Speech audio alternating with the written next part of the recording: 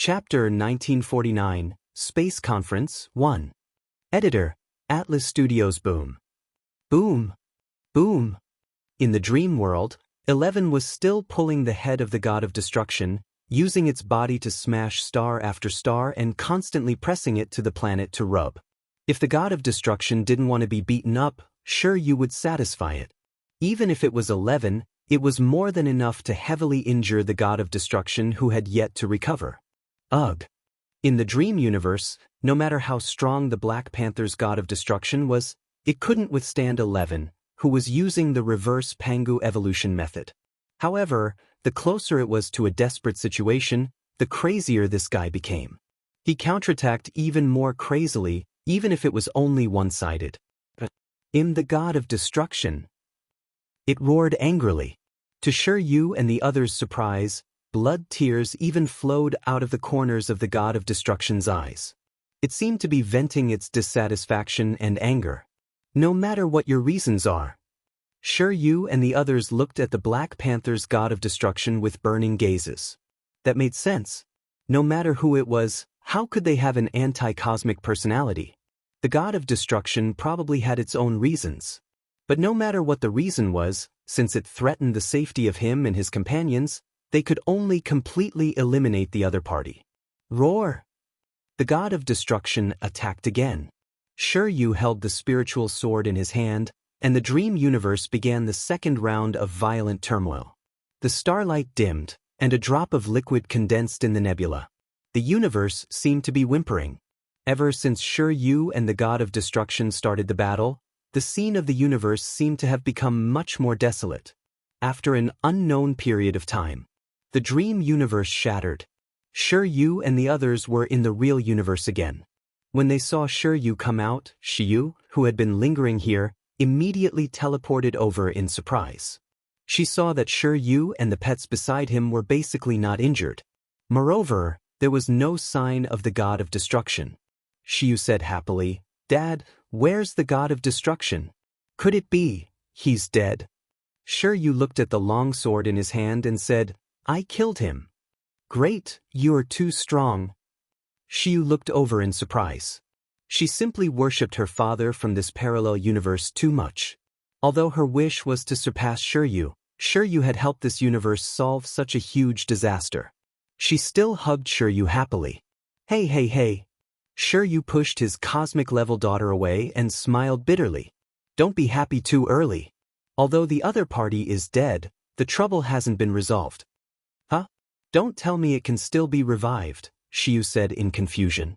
No, Sure Yu's heart was extremely heavy. He was indeed prepared for it to revive infinitely, but Sure Yu fell into deep thought and recalled his final confrontation with the god of destruction. Swoosh! The body of the god of destruction was divided into two by the spiritual sword in Sure Yu's hand. At this moment, even its soul was quickly shattered by Qi Tong and obliterated into soul nutrients. Boom! The body of the god of destruction exploded, but before it died, its face was filled with mockery. "I'll die, but this universe will also be destroyed." After that, Qi Tong began to spirit release the other party's soul and extract the other party's memories. Sure Yu looked at his daughter and said, "Do you know the true identity of the god of destruction?" "What? Isn't he a cosmic-level expert from the first era?" "Not only that." Sure Yu smiled bitterly. He didn't expect this god of destruction to be so troublesome. "Actually, the universe isn't as simple as the 11th era," Sure Yu said. "It's the pet of the previous holder of the universe." According to the soul memory scene transmitted by Qi Tong, Sure Yu saw a small Black Panther snuggling beside a majestic body. Xiyu? In a certain era, a human successfully contracted the universe and became the holder of the universe, the will of the universe. However, just because you become the holder of the universe doesn't mean that you can really be eternal. As the true cosmic will that has been suppressed, you won't be willing to be contracted by others forever. Even if the contract succeeds, the holder of the universe still has to constantly guard against the backlash of the universe. The previous holder of the universe broke free of the contract and died by the universe countless years after becoming the holder of the universe. That's already a story from before the first era. And the powerful power on the god of destruction was also given to it by its master. Now you know why the power on its body is so special, right? It can cross so many eras probably because of the maintenance master. What? Xiu was shocked. No wonder the god of destruction hated the will of the universe so much and hoped to destroy the universe. So it was to avenge its master. Then what do you mean the matter isn't over? Shi Yu sighed slightly and said, although the other party died, its resentment turned into a curse and fused into the universe. It used its own death as the price to curse something and let its life flow away with it. Fine. Seeing Shi Yu's worried expression, Shi Yu said, its cursed target is this universe. Oh. Shi Yu had been shocked for a long time. When she heard Shi Yu's words, she cried again and sensed the state of the universe. If nothing goes wrong, your parallel universe won't be able to live for long. Moreover, even if the universe wants to restart, it probably won't go smoothly. We need to guard against the resentment of the dead god of destruction. I didn't expect it to do this time. Shi Yu was silent. From the start, the cosmic god of destruction didn't want to live. It wanted to perish with the universe.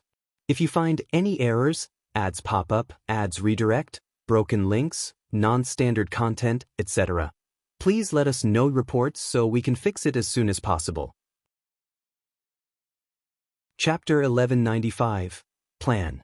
Xiao Xian firmly decided to keep her distance from them, as she would never involve herself with such people. However, considering Xiao Yunduan's affiliation with the Crown Prince's gang and the need to adhere to Emperor Xian's stance, she realized that she couldn't remain idle. Perhaps, despite the odds, the Crown Prince could persevere until the end. Determined not to be passive observers, they had to be proactive in their endeavors. Xiao Xian saw this as an opportunity to make a substantial amount of money, which might prove useful in the future. With the support of the East Palace, they had some protection, regardless of the size of their properties. Although Xiao Xian initially planned to consider her options after the new year, she knew that if she failed to find suitable collaborators, she might have to venture into the business herself. The only setback was the lack of manpower and connections, making it more convenient to collaborate with others. As the wife of an officer, there were certain limitations to what Xiao Xian could personally undertake. Thus, finding reliable partners was crucial. However, she held little hope of discovering collaborators similar to the Yuezheng family, as such opportunities were scarce and challenging to come by. In fact, that was almost impossible. Especially in a place like the capital, where people from all walks of life mingled, materialism prevailed, and the nobility held influence. Most businessmen were driven by greed, sycophantic, lacking integrity, cunning, and solely focused on profits. Collaborating with such individuals meant being constantly vigilant for potential counterattacks. Xiao Xian and Xiao Yunduan fully understood the risks involved, and they were prepared to face any challenges that might arise. However, their plans took an unexpected turn when Zhao Shu unexpectedly approached them. These two aspects particularly pleased Xiao Xian. Money was not a concern for the intermediate school. Of course, they needed to ascertain the details of Zhao Shu's proposal and figure out the underlying motivations. Without giving an immediate response, Xiao Xian and Xiao Yunduan decided to hold off on making a commitment until after the new year. They needed time to carefully consider the implications and weigh the pros and cons before making a decision. Zhao Shu felt reassured and content with their response, as he saw a glimmer of hope in their consideration. After a while, Xiao Xian and Xiao Yunduan returned home, bringing along a few roosters and rabbits, much to the delight of Wuxia and Liqiu. It turned out they weren't the only ones craving wild animals. The servants were equally eager for the treat. Considering the weather, the roosters and rabbits could be kept fresh for several days without spoiling. However, the sudden cooing of a hen startled them. Did Fifth Master and Fifth Madam also get this from the mountains? Liqiu inquired. Amused, Xiao Xian chuckled. Are you two going crazy? You can't catch chickens in the mountains. And even if you manage to catch some, it's not stealing. The couple joined in the laughter too. That was right. Fifth Madam must have purchased them, and that was why she brought them to the backyard and secured them. Feeling more at ease after changing her clothes and settling down on the warm Kong bed with a cup of hot tea, Xianxia relished the sense of relaxation and laziness. After contemplating for a moment, she turned to Xiao Yunduan with a smile and inquired, "What do you think of Zhao Shu?" "I'm not sure," Xiao Yunduan replied, displaying increased caution and prudence. He was not one to hastily form conclusions unless he had solid evidence, and he did not wish to let his initial impression cloud his judgment. As for Zhao Shu's words, Xiao Yunduan found them perplexing, leaving him in a state of confusion. "He'll look into his background, and once we have a clearer understanding of him, we can discuss this further, all right?" he suggested. Xianxia agreed without any objections, nodding with a smile. Of course, though he doesn't seem to be lying, appearances can be deceiving in the capital. Not many can be trusted solely based on their outward demeanor. If he thought he could play games here like he would in a small town, he was in for a rude awakening. If you find any errors, ads pop up, ads redirect, broken links, non-standard content, etc., please let us know reports so we can fix it as soon as possible. Chapter 1196. Good. Xiao Yunduan smiled. "Darling, do you want to collaborate with him?" Xianxia pondered for a moment and replied with a smile. "We need money. The crown prince doesn't have much money, right? But he requires resources like the other princes." Xianxia had nothing to worry about as long as they were on the same side. Xiao Yunduan nodded in agreement. True.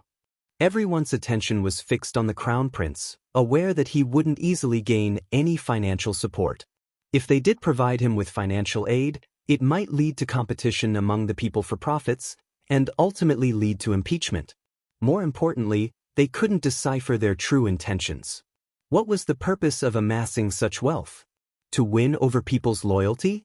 But what was the true value of buying people's loyalty? There was no way to offer a clear explanation. Even if an explanation were given, the emperor would likely be uneasy about it. If this happened too frequently, it might alter the dynamics significantly. They had to remain untouched and avoid any entanglements. However, most of the ministers surrounding the crown prince were scholars, unsuited for business ventures or any other practical matters. Xiao Yunduan was unique in his approach. Despite being a scholar, he was still young, and people didn't have a strong impression of him yet. Therefore, he was not easily disheartened. Unlike other elderly scholars, if they were involved, it would disappoint the common folks and low-ranking officials. However, with Xiao Yunduan's wife, in the mix, things would be different. Her involvement changed the dynamics. Xiao Yunduan never intended to be a pure Confucianist, and fortunately, his wife shared the same view. The crown prince cannot be directly associated with these matters, but if we take action, he will undoubtedly defend us. But I must apologize, my love. Xiao smiled reassuringly. We are in this together, and it's good that you acknowledge your contributions. If he ever succeeds, I would like to experience what it's like to be the wife of a high-ranking official. Xiao Yunduan felt a sense of relief and responded with a smile. If he truly uses our resources, I will certainly grant you the title of a first-class wife. That is good. They exchanged smiles, fully aware that obtaining a first-class title was no easy feat. It held the highest honor a courtier could achieve, and Xiao believed it would be worth spending more money to attain such an exceptional status. This honor couldn't be simply bought with money. It held a significance beyond material wealth. In any case, Xiao had nothing to lose. She possessed ingenuity and skills, while her collaborators could handle the practical aspects. Although they were not yet official collaborators, they were confident they could find the right person for the job. As they discussed the investigation of Zhao Shu, the excitement in Zhao Shu's heart was palpable. Upon returning home, he instructed his trusted housekeeper, Uncle Qing, to prepare a substantial New Year present. Previously, he hesitated to offer gifts, unsure of their relationship. However, now that they were friends, he felt at ease, even if the collaboration didn't pan out. He still wanted to show his kindness with presents. Make sure the gifts are ready within a couple of days and deliver them to Officer Xiao's residence. Include as many valuable items as possible. Money is of utmost importance to me right now. Uncle Qing was delighted to hear about Zhao Shu's connection with Officer Xiao. He nodded with a beaming smile, happy for his master's newfound friendship. Feeling a sense of urgency, Zhao Shu wasted no time and personally made all the necessary preparations. However, Uncle Qing felt it necessary to offer a gentle reminder. Young master, Madame Xiao has not committed to anything yet, and there's a chance they may not accept such extravagant gifts. How about considering a simple token of appreciation instead? You can always make up for it in the future. Chapter 1197. Fitting. Zhao Shu's realization struck him like a bolt of lightning. A grin spread across his face as he said, "You're absolutely right, Uncle Qing. Let's go ahead with the plan." Aunt Qing, though unaware of the exact details, watched them with amusement as she busied herself with the household chores. Little did she know that her husband and young master had a hidden agenda, to seek revenge on the old master and his associate. Despite the abundance of nobles and high-ranking officials in the capital, they chose to ally with a seemingly low-ranking officer, Officer Xiao. Aunt Qing couldn't fathom what they saw in him, given his lack of background or power. Confused and skeptical, she found it hard to grasp the situation. Nevertheless, she trusted her husband and young master implicitly, believing they wouldn't make any mistakes.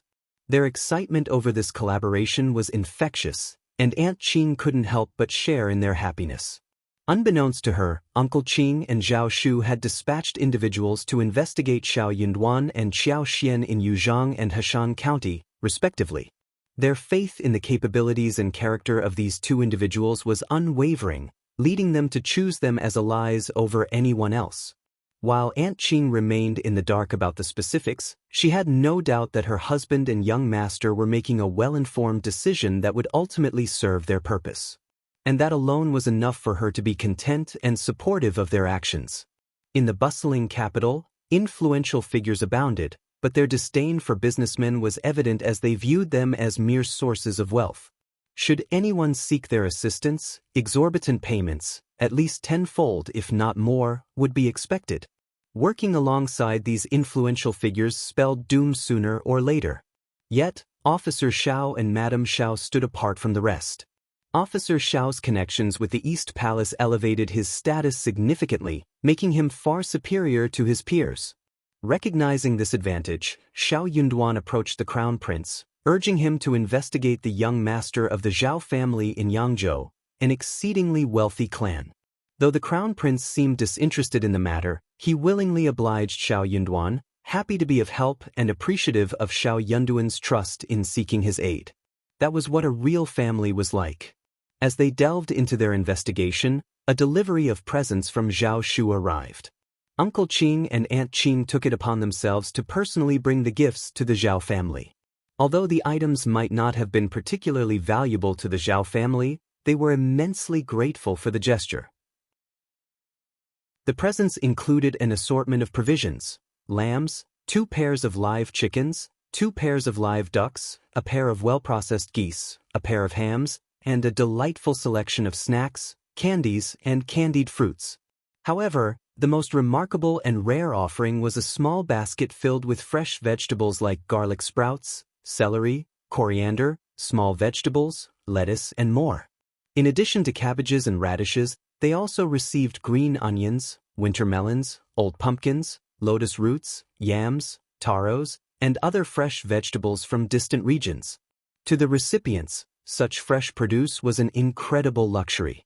The Zhao family couldn't afford these delicacies, and even if they wanted to purchase them, they were likely unavailable in the local markets. Only the wealthiest families could afford greenhouses to cultivate such fresh vegetables, leaving everyone else unable to indulge in such treats. Xiao Xian's eyes lit up with delight at the sight of the fresh green vegetables. She couldn't contain her happiness as she knew how valuable and precious these items were. Even though she had access to fresh vegetables in her own space, it was unfortunate that she couldn't take them out to enjoy, leaving her cravings unsatisfied. Xiao Xian had the remarkable ability to retrieve items from her own space, seamlessly blending them with the presents from Zhao Shu. Fortunately, Xiao Yunduan seemed indifferent to this fact, and her maids, Li Xia and Li Qiu, remained oblivious to her unique talent. However, had Zhao Shu's presents consisted of treasure or jewelry, Xiao Xian would have politely declined them. Chapter 1198 Presents. Their relationship was strained, preventing them from appreciating valuable gifts. Valuable presents held intricate meanings beyond mere social gestures. Nevertheless, during the new year, he presented them with food, pouring considerable effort into the gesture, though its value wasn't substantial. Xiao Xian graciously accepted the money, bestowing thick red envelopes upon Uncle Qing and Aunt Qing. As an officer, Xiao Yunduan had the privilege of reciprocating the gifts. These 2 red envelopes encompassed nearly 2/3 of their offerings, signifying a certain distance between them, with no one taking undue advantage. Still, I acknowledged your kindness for the time being. Zhao Shu inquired and deciphered her intention. Though somewhat disheartened, Madame Xiao's acceptance indicated a glimmer of hope. He resolved not to persist any further, lest he become bothersome. At most, they might request Aunt Qing to perform a ceremonial kowtow on the New Year's first day. With the new year approaching, the Crown Prince planned to reward them. Given Xiao Yunduan's substantial contribution and Minister Old Yun's kinship, the Crown Prince held them in high regard, leading to a notably generous reward.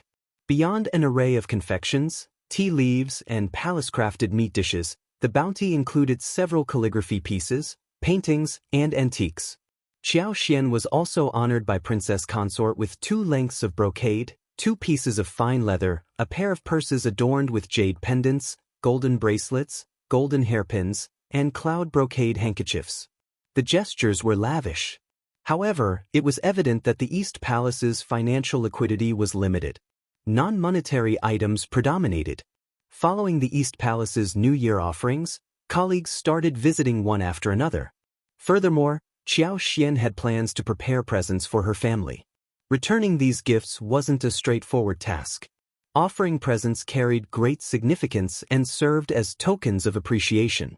Simultaneously, they had to be tailored appropriately to avoid offense and respect taboos. Particularly in this instance, Xiao Xian had invested considerable effort, despite her lack of prior experience.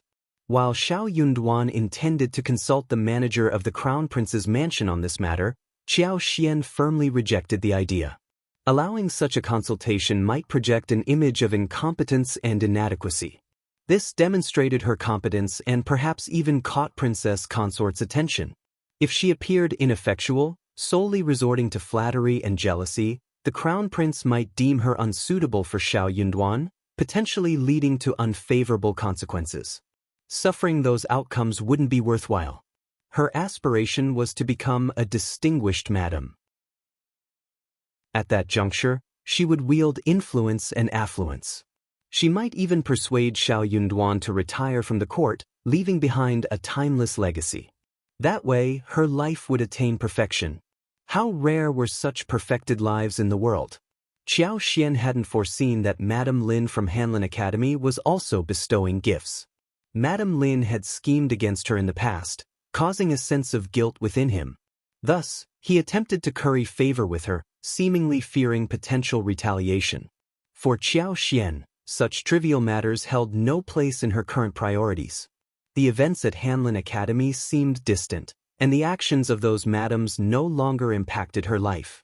Even if someone harbored ill intentions, they wouldn't find an opportunity to execute them. Maintaining her reputation was of no concern. Chapter 1199, New Year's Eve. However, that wasn't true forgiveness. They weren't on the path to becoming friends again, but more like choosing to let it go. Xiao Xian understood the implication behind Madame Lin's words. She listened with a polite smile, though her growing unease became apparent as she fidgeted in her seat. Only then did she offer a few comforting words. Madame Lin visibly relaxed. She seized the moment to extend her hand in friendship once more, but Xiao Xian didn't engage further in the conversation. Eventually, Xiao Xian apologized, leading to Madame Lin feeling so embarrassed that she excused herself and left. Xiao Xian had no tolerance for such pretentious behavior. Except for those who were either clueless or overly self-absorbed, no one would dare to associate with such an individual. Before they knew it, New Year's Eve arrived.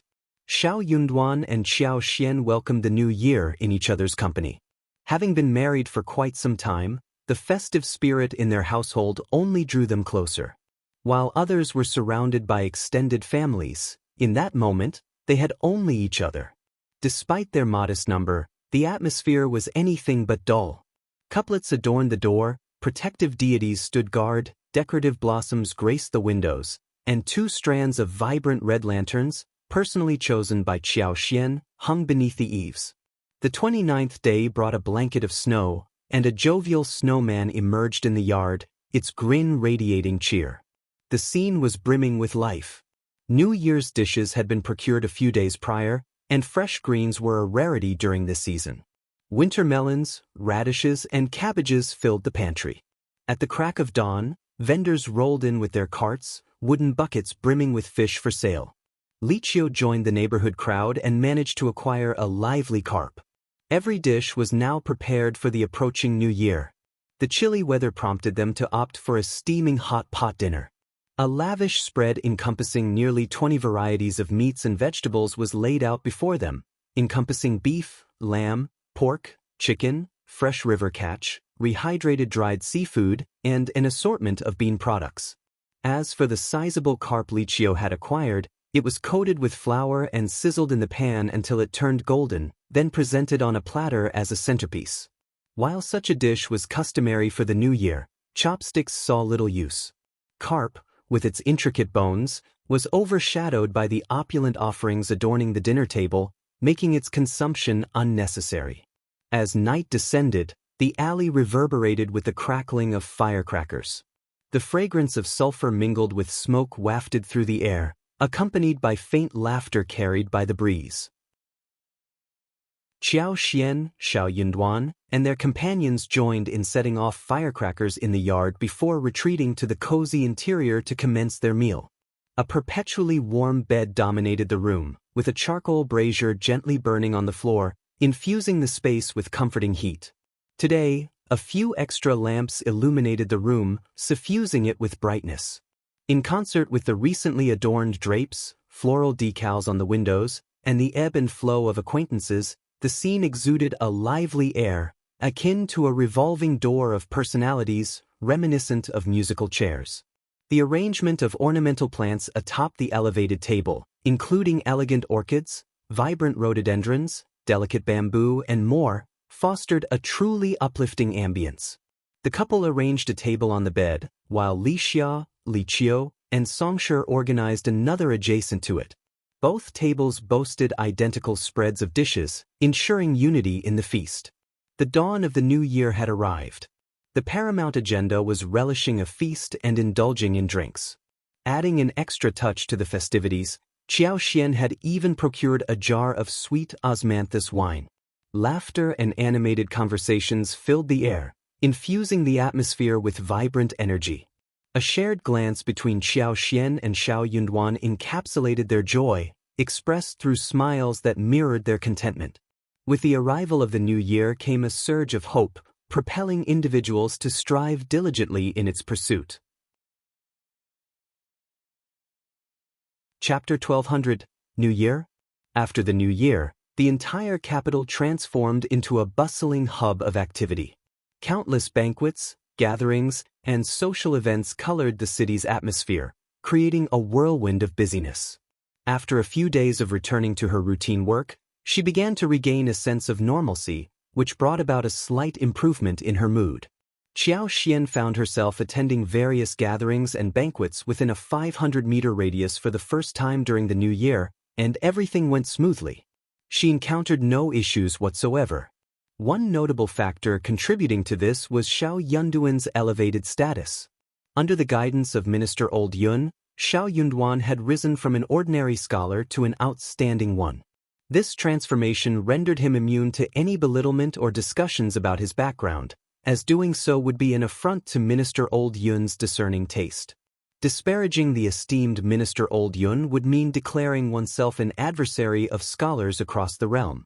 Furthermore, Xiao Yunduan's reputation was bolstered by the high regard of the crown prince, leading many to seek his acquaintance rather than shun him. Xiao Xian, as his spouse, felt fortunate beyond measure. Additionally, Xiao Xian presented gifts to Xiao Yunduan's seniors and colleagues from the Crown Prince's family. These offerings were met with great appreciation due to their opulence and practicality. A young and promising officer held in high esteem by the Crown Prince, Xiao Yunduan displayed thoughtfulness and respect towards senior family members. Who wouldn't admire such a junior? Who wouldn't want to assist her? Hence, wherever Xiao Xian ventured, someone would introduce her to others and share tidbits of gossip. After a brief respite, Xiao Xian spent 2 days resting at home. Upon hearing the madams discuss the upcoming Lantern Festival, she couldn't help but feel excitement bubble within her. Mentioning the event to Xiao Yunduan, he responded with a smile. "I've heard that the lantern market is a bustling spectacle. I'll accompany you." With a smile, Xiao Xian nodded. "Indeed, we must acquire some lanterns as well." "All right, let's go ahead and buy the lanterns." On the day of the Lantern Festival, they enjoyed a simple dinner at home before setting out. In the capital, grand festivals like this were a rarity, so Lixia, Liqiu, and Songshi all joined in the festivities. Xiao Yunduan instructed Songshi to stay close to Lixia and Liqiu to prevent them from getting separated. As for himself and Xiao Xian, they didn't need to be accompanied by these bothersome individuals. Immersed in the crowd, the two of them navigated through the lantern-lit streets.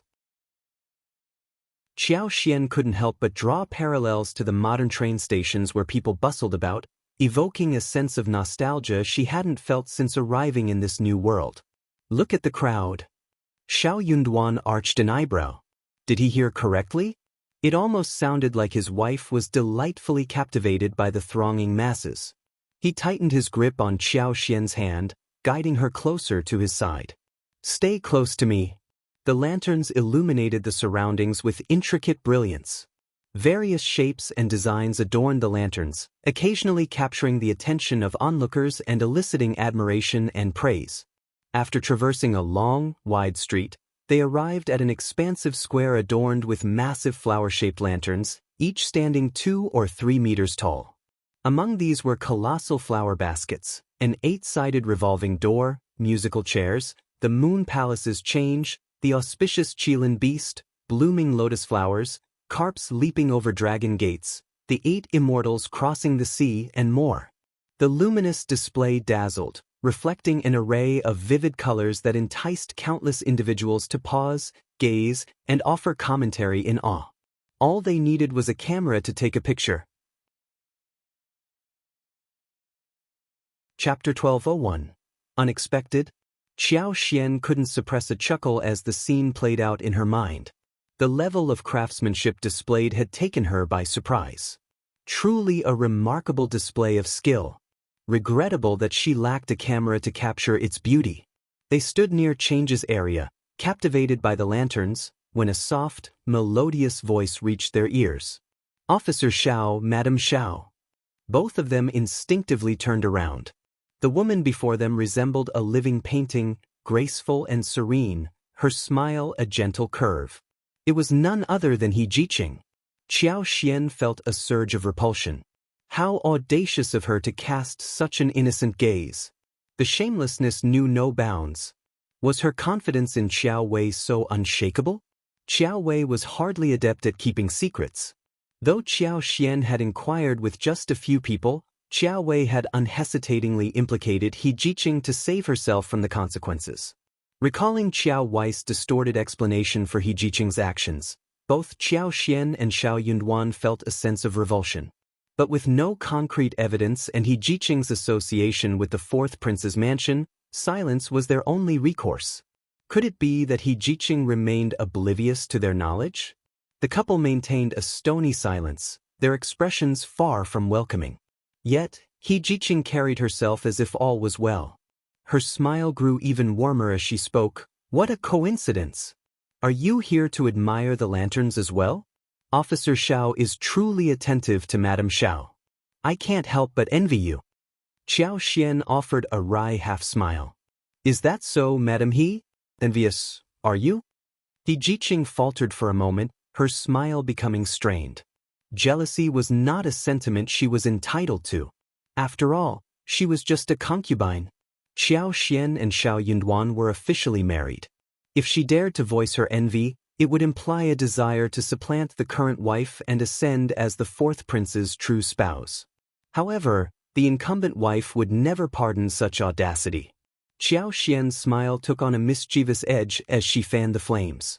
It appears, madam, he acknowledges it. After all, every woman wishes for her husband's affection. Darling, shall we move on? Before He Jiqing could utter another word, Xiao Yunduan departed alongside Xiao Xian. With a smiling nod, Xiao Xian and her companion melted into the bustling crowd, leaving He Jiqing behind. He Jiqing held the title of the fourth prince's concubine, while they were under the patronage of the crown prince. If they were spotted exchanging pleasantries with He Jiqing, it could invite unwelcome speculation. Clenching her teeth, He Jiqing's glare followed the path the couple took. The low light cast sharp shadows across her visage, intensifying her fierce expression. You're oblivious to your own best interests. Reserving a private chamber at the nearby Yiping tea house, He Jiqing had intended to extend an invitation for them to join her. However, they slipped away without a word. Their manners are utterly lacking. In frustration, He Jiqing vented her ire and proceeded towards the Yiping tea house, accompanied by her maid. A sense of perplexity settled in. Despite hailing from the same hometown, forging a connection seemed elusive. What would the fourth prince make of this? How could she prove her intelligence and utility to him? He Jiqing teetered on the edge of despair. The reality of the capital had caught her off guard. Hailing from a prestigious lineage, she held her talents and beauty in high regard. Girls of her own age, including her cousins from the Xie family, held no sway in her estimation. In her eyes, they were all mere simpletons. Chapter 1202. You come out and die under Skirtu. This scene caused the surrounding fox demons' expressions to drastically change, and they looked at Lin Yi with eyes filled with rage. The woman saw her true form being revealed too, hastily materializing a mirror. After looking into it, she was greatly shocked. My face, why has my face turned like this? Eastern Daoist friend, what is your intention? The fox elder also lost his flirtatious demeanor. He spoke with a cold expression. Although a few golden core fox demons were sent flying earlier, he didn't mind. But now, it was happening right before his eyes, completely disregarding him. Insulting the Sun-Moon Divine Sect, I'm simply giving a small punishment today as a lesson to prevent the trouble of a clan-exterminating disaster in the future. Lin Yi said without any expression. On the gorgeous face of the fox elder appeared a sharp fox face. You've harmed many Fox Mound disciples one after another. Since it's your first offense, you'll turn a blind eye. Leave now. From today onwards, you're not allowed to enter Fox Mound without permission. Lin Yi gave a faint smile. He originally wanted to capture Yin peacefully, but judging from what has happened since he entered Fox Mound, it seemed like that wasn't going to happen. It was evident that the Fox clan was a local tyrant. Through the observation of the Eye of Emptiness, nearly every fox had a black aura of evil. Every one of them likely carried Yin's souls of innocent people. If it was his original body, he would definitely choose to leave first, then think of other methods. But now, his identity was Invincible East. Naturally, he couldn't just withdraw. Hand over Yin, the remnant of Xianyin sect, and I will leave. Lin Yi said slowly. We, from Fox Mound, have never seen the man in black robes you mentioned. Leave now. The fox elder sternly said, and these words echoed constantly throughout Fox Mound. Lin Yi had already found Yinyu's location through the Eye of Emptiness. He was hiding under a tomb not far away. This tomb was different from the others. It was very huge and seemed to have a sealing aura. His nascent soul divine consciousness couldn't penetrate it. Since he had already found Yinyu's location through the Eye of Emptiness, it was much easier now. Yinyu, your sins are grave. Don't tell me you don't regret them even a little? Come out immediately and go back with me to face your death. Upon hearing Lin Yi's words, the fox elder suddenly burst into laughter. There's no one by that name in Fox Mound. Why are you wasting your breath? Counting on his words to make Yin come out was simply wishful thinking. The Sun-Moon Divine Sect's Eastern Sect Master was rumored to be domineering and unparalleled. Upon meeting him today, why is he so naive? However, right after Lin Yi finished speaking, from a gigantic tomb not far away emerged a figure. It was Yin who said very clearly, "Eastern Sect Master, I am willing to go back with you to face death." Seeing this, all the fox demons were dumbfounded. Is there something wrong with this guy's brain from Xianxia sect? Someone has clearly told him that he was ushering him to death, and he still voluntarily came out. Very well. Lin Yi nodded. His body flashed as he moved to Yinyu's side. Just as he was about to leave, the Fox clan old ancestor blocked his path. Upon seeing this, Lin Yi plainly said, "This man has regained his conscience and realized his mistakes. He is willing to follow me back to face death. Are you trying to stop him? Yinyu, are you sure you want to go back with the Eastern Sect Master to face death? Your body and soul would be eliminated, ceasing to exist." The Fox clan old ancestor questioned Yinyu with skepticism. "Fox clan elder, I'm sure to go back with Eastern Sect Master to face death. I don't want to hide anymore." Yinyu stated without hesitation. "As you all have heard, step back now. Otherwise, you will be enemies of my Sun-Moon Divine Sect." Lin Yi released a tremendously powerful aura that instilled fear in the surrounding fox demons, causing them to hide back into the graves. Although the Fox clan old ancestor was perplexed, he didn't dare to directly confront this Eastern Sect Master and stepped aside to clear the path. As Lin Yi led Yin past the Fox clan old ancestor, he suddenly stopped and turned back to say, "Fox demons, you feed on human spirits. I don't want to interfere in your affairs, however, bear in mind, do not mess with the people of my Sun-Moon Divine Sect. Otherwise, you shall be annihilated." As he finished speaking, he transformed into a streak of light and rapidly departed. A forbidding expression flickered across the Fox clan old ancestor's face. This Eastern Sect Master proved more cunning than had anticipated. With only a single sentence, Yin actually emerged proactively, and there was not the slightest hint that he could have been bewitched. After Lin Yi left Fox Mound, he ceased the effect of his Good Samaritan title. Yin sobered up instantly. Seeing Lin Yi, his face turned pale. "What have you done? Why did I come out, Elder Fox Ancestor?" Lin Yi did not respond, but instead laid numerous restrictions on Yin and stored him inside a storage ring which had the conducive conditions for survival. This was a resource he had gathered from 2 different sects. After all, it was bothersome to carry Yin with him while he was still searching for Zhiling's parents. Killing this person outright now would be letting him off too lightly. He intended to torture him slowly after returning to the Sun-Moon Divine Sect. When he brought Yin out just now, he was using the effect of the Good Samaritan title. When facing a golden core real person, his words would have 100% belief rate. No matter what he said, even if he ordered Yin to commit suicide, Yin wouldn't hesitate to do so. Of course, such actions would consume a lot of good person value, but getting Yin to come out voluntarily would consume much less. Despite the invincible East's formidable presence, he preferred not to act unless necessary. Moreover, he could sense that deep within Fox Mound, there was a tomb even larger than the one Yin had been hiding in, and a terrifying aura was exuding from it. Even though his Predict Crisis title asserted that there would be no fatal danger ahead of entering the monster forest, he still needed to proceed with caution. For the Fox clan to have established a clan within the monster forest, it was certain that they had something to rely on. Furthermore, that Python seemed to be quite pleased to see him entering into conflict with the Fox clan, and he could not fall into their scheme. Before setting out, Lin used his little luck state to check on the direction of Zhiling's parents and noticed there had been some changes compared to before. And judging by the virtue points expended, it seemed that their distance had increased significantly. He couldn't help but ponder. With the situation as it stood, the direction to Zhiling's parents was constantly changing, and the distance was getting farther and farther. There were 2 possibilities: either they were chasing their enemy or being pursued by an enemy. Given the capabilities of the lightning mink, neither of these possibilities should last for too long. Perhaps they had encountered more complex issues.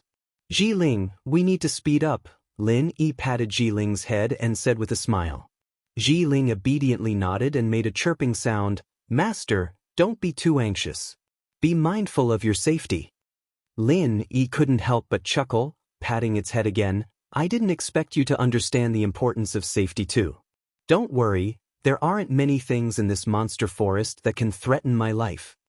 He hadn't yet used the full strength of his nascent soul, not to mention the effects of his titles. Combined, they could make his strength even more formidable. Besides, if he really encountered a more terrifying entity, he could use his big fortune state, where the instant teleport title and teleport elsewhere. Next, he rapidly traversed the monster forest. When entering the territories of some nascent soul monster ancestor, he would send a message in advance, and they would typically show some respect, letting him pass smoothly. Those at higher realms cherished their lives more.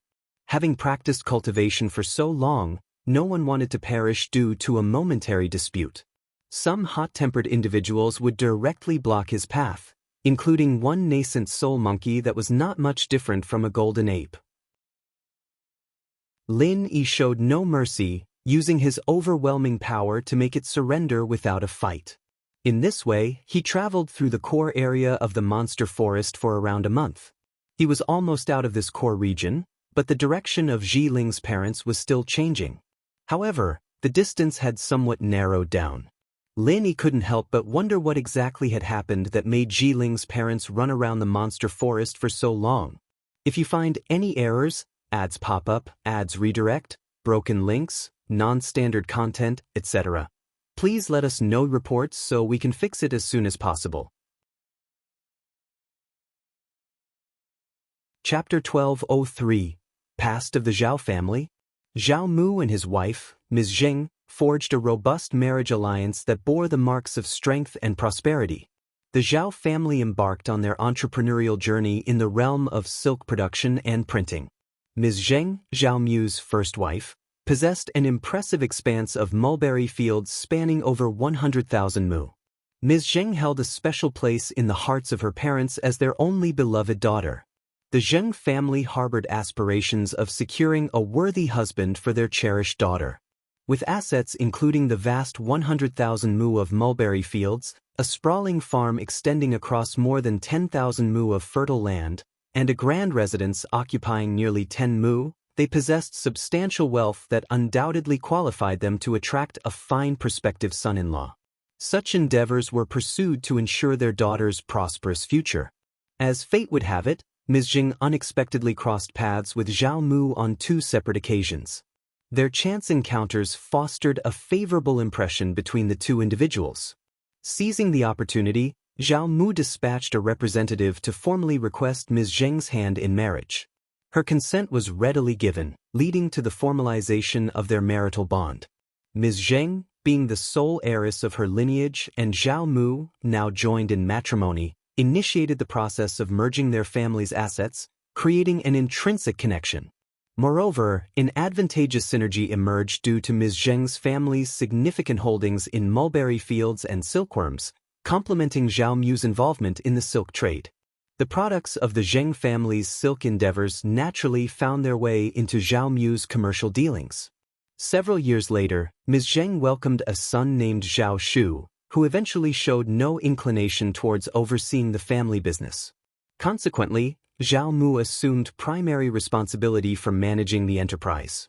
Over time, the unfortunate passing of Ms. Zheng's parents resulted in the gradual integration of the Zheng family's possessions under the stewardship of the Zhao family. Undeterred by external chatter, Ms. Zheng remained unfazed in the face of some superficial remarks from other women during social gatherings. She took such remarks in stride, choosing not to be affected. After all, what need was there to be concerned? Her efforts were directed towards safeguarding her legacy for her son's benefit. The amalgamation of the 2 families' resources was, essentially, a preservation of wealth for her son's future. When her son reached the age of 7, a pivotal moment arrived. Zhao Mu returned with an unexpected entourage, a woman named Xianxia and 2 young boys, both his offspring. Zhao Mu's revelation left Ms. Zheng utterly stunned. He explained that Xianxia was his former flame, and the two boys were indeed his biological children. The time had come for them to reintegrate into the Zhao family fold. This shocking revelation left Ms. Zheng speechless, her mind reeling. The two boys, aged 10 and 7, were older than her own son, an unexpected turn of events that transformed her son from the singular heir of the Zhao family into the young master, now sharing his position with his newfound half-brothers. Xianxia's demeanor appeared fragile and timid, yet intriguingly complex. Almost immediately after Zhao Mu's words settled, Xianxia knelt before Ms. Zheng, accompanied by her two sons, engaging in a sincere kowtow, pleading for forgiveness and imploring Ms. Zheng to take them under her care. "This is entirely my responsibility. Please do not hold old master accountable. He's grappling with his own set of challenges. Old master has always held you in the highest regard, and should you place blame upon him, his heart would be burdened with sorrow. If my presence disrupts your harmony with old master, I would rather live apart in tranquility. I beseech you, madam, to extend your compassion." Ms. Zheng clenched her handkerchief tightly, overwhelmed by disgust that nearly caused her to regurgitate last night's dinner. The situation before her was utterly repulsive. Never could she have anticipated being confronted by such an appalling predicament. The sheer horror of it all seized her. In this moment, a recollection flashed before her, her mother's gaze in her final moments, marked by compassion and concern. Back then, she failed to comprehend the meaning behind those eyes, assuming her mother merely struggled to part with her. Yet her mother had mustered a faint smile, disguising her worries and reassuring her that everything would be all right, urging her to remain untroubled. She finally understood what her mother's worries were. During Xianxia's tearful and kneeling plea, Ms. Zheng maintained her silence. The sight of Xianxia, along with her two distressed children, stirred no words from her. Meanwhile, her husband's countenance displayed clear signs of displeasure. "If you find any errors, ads pop up, ads redirect, broken links, non-standard content, etc., please let us know reports so we can fix it as soon as possible." Chapter 1204, Thunder. Honestly, what had she done? He shot her a displeased look, his hands subconsciously reaching out towards Xianxia but then retracting. Did she think he hadn't noticed that? Well, that was certainly true. If Xianxia lacked capability, she wouldn't have borne a son for a concubine before he married his own son, who was just 6 months older than her child. Xianxia remained remarkably composed. She didn't rush home when her two sons were in her care. Instead, she raised both boys until they reached the ages of 12 and 7. By now, the boys had matured significantly, and the chances of manipulation were markedly diminished. The worry of this primary wife forcibly influencing her son wasn't something she needed to entertain. Especially the eldest son of the concubine, who at 12, was poised to marry within a few years. Hee. Rare were the women in the world more patient and calculating than she was. Mrs. Zheng believed that even if her parents were still alive, Mrs. Qin and her son would have returned to the Zhao family, right? Yet, her parents were gone, a fact that brought her more joy and less resistance. Mrs. Zheng acknowledged that she stood right before her, understanding that whatever she said would likely fall on deaf ears. With two sons skilled in putting on a facade and a husband who was visibly biased towards her, what was the point of refuting it? Suppressing the anger bubbling within her, Mrs. Zheng instructed someone to assist Qin in rising and then guided her to a wing room. She couldn't quite suppress her frustration about why Zhao Mu had only chosen to reveal this after so many years. Did she come off as a bad person or something? Certainly she wasn't content. No woman would react favorably to such news. By not causing a scene right then and there, she was already demonstrating a degree of respect towards Zhao Mu. Indeed, Zhao Mu's countenance displayed a mix of embarrassment and guilt. He mumbled, at a loss for how to articulate the situation. He settled on explaining that fate hadn't aligned for the two children to return to the estate earlier, resulting in their residence at the Daoist temple for several years. Unspoken were the circumstances concerning Ms. Zheng's character. He couldn't utter that truth, not when she had borne him two concubine-born children. Ms. Zheng remained skeptical of his explanation, yet strangely, this was welcome news. Being labeled a malicious person would undoubtedly cast a shadow over her son. Ms. Qin proved to be an intricate individual, necessitating careful strategizing. This woman had an uncanny ability to shed tears. Should she harness this skill to its fullest extent, she would invariably be perceived as a spiteful and malevolent presence. Zhao Mu's account served to confirm Ms. Zheng's suspicions. Amidst a cohesive and rational narrative, Ms. Qin's offspring had been born under delicate circumstances, prompting their temporary upbringing within the temple's sanctuary prior to their reintegration into the estate. To forego this approach would have imperiled not only the children but also the estate itself. With the master now certain of their well-being, their return was sanctioned. In truth, the aging servant and Ms. Zheng herself were privy to this information, but divulgence was prescribed. Ms. Qin might not have held a concubine's title, but she held the genuine status of one. In commemoration of the mother and son's reunion, Ms. Zheng even proposed a grand festivity. Haunted by guilt and swayed by her dignified and joyous demeanor, Zhao Mu acceded. Swift and resolute, Ms. Zheng granted him no chance to waver. The very next day, news of the forthcoming celebration rippled through the estate. Yangzhou buzzed with vitality. Among those who were privy to the situation, praise for Ms. Zheng's virtue was abundant. Deep within, Ms. Qin seethed with irritation, yet her hands were tied. Ms. Zheng's maneuver had effectively eradicated any room for her to cast aspersions on Ms. Zheng's moral standing. If you find any errors, ads pop up, ads redirect, broken links, non-standard content, etc., please let us know reports so we can fix it as soon as possible. Chapter 1205. Strong Mother. Not virtuous? Would she have permitted Ms. Qin to bear 2 sons from a concubine's position? Would she have gone so far as to arrange a celebratory banquet upon the return of these 2 sons to the Zhao family if her character lacked virtuousness? At the time when Ms. Qin conceived the elder son from the concubine, Ms. Zheng had been wed to the patriarch of the Zhao family for a mere year. Could it be denied that her moral compass was askew? The culpability lay with Ms. Qin, and the blame extended to old Master Zhao. How could he impregnate a concubine right on the heels of formalizing his union with the lawful wife? Ms. Zheng's tactics had thwarted Ms. Qin's scheme. Yet, unsatisfied, Ms. Zheng confronted Zhao Mu, suggesting that the tittle-tattle might besmirch the children's reputation if they were denied re-entry to the estate due to their less prestigious birth dates. Upon hearing this, Zhao Mu set out to scrutinize Ms. Zheng. Internally, Ms. Zheng wore a sneer, while outwardly she remarked, "Dear Master, your concerns are needless. The past is the past, after all, isn't it? Have you not often proclaimed that the past is behind us, and our present is auspicious? It is akin to a providential boon after surviving a catastrophe, a truly fortunate fate. How simple-minded one would have to be not to grasp this." Zhao Mu fell into pensive silence. Evidently, Ms. Zheng perceived that Zhao Mu harbored no partiality toward her. Ms. Qin excelled in the art of tears. Fragile and delicate in demeanor, her visage held an innate softness. She attended meticulously to her appearance and lacked neither gold nor silver fineries.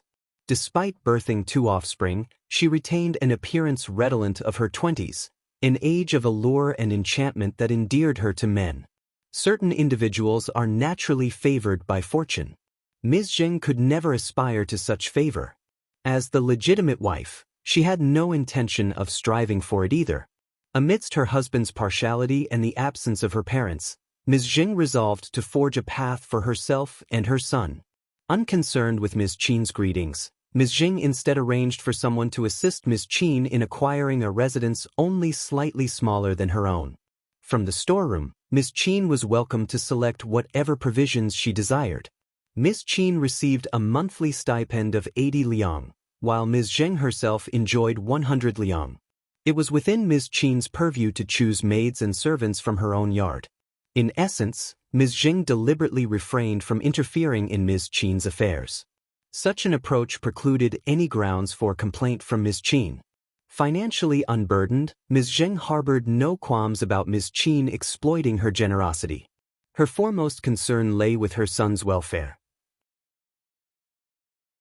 A comprehensive, long-term strategy was imperative for her son's future. Fortunately, the land deeds encompassing the expansive 100,000 mu of mulberry fields remained within her possession, meticulously concealed. This substantial asset was earmarked for her son, and any involvement of Zhao Mu was categorically dismissed.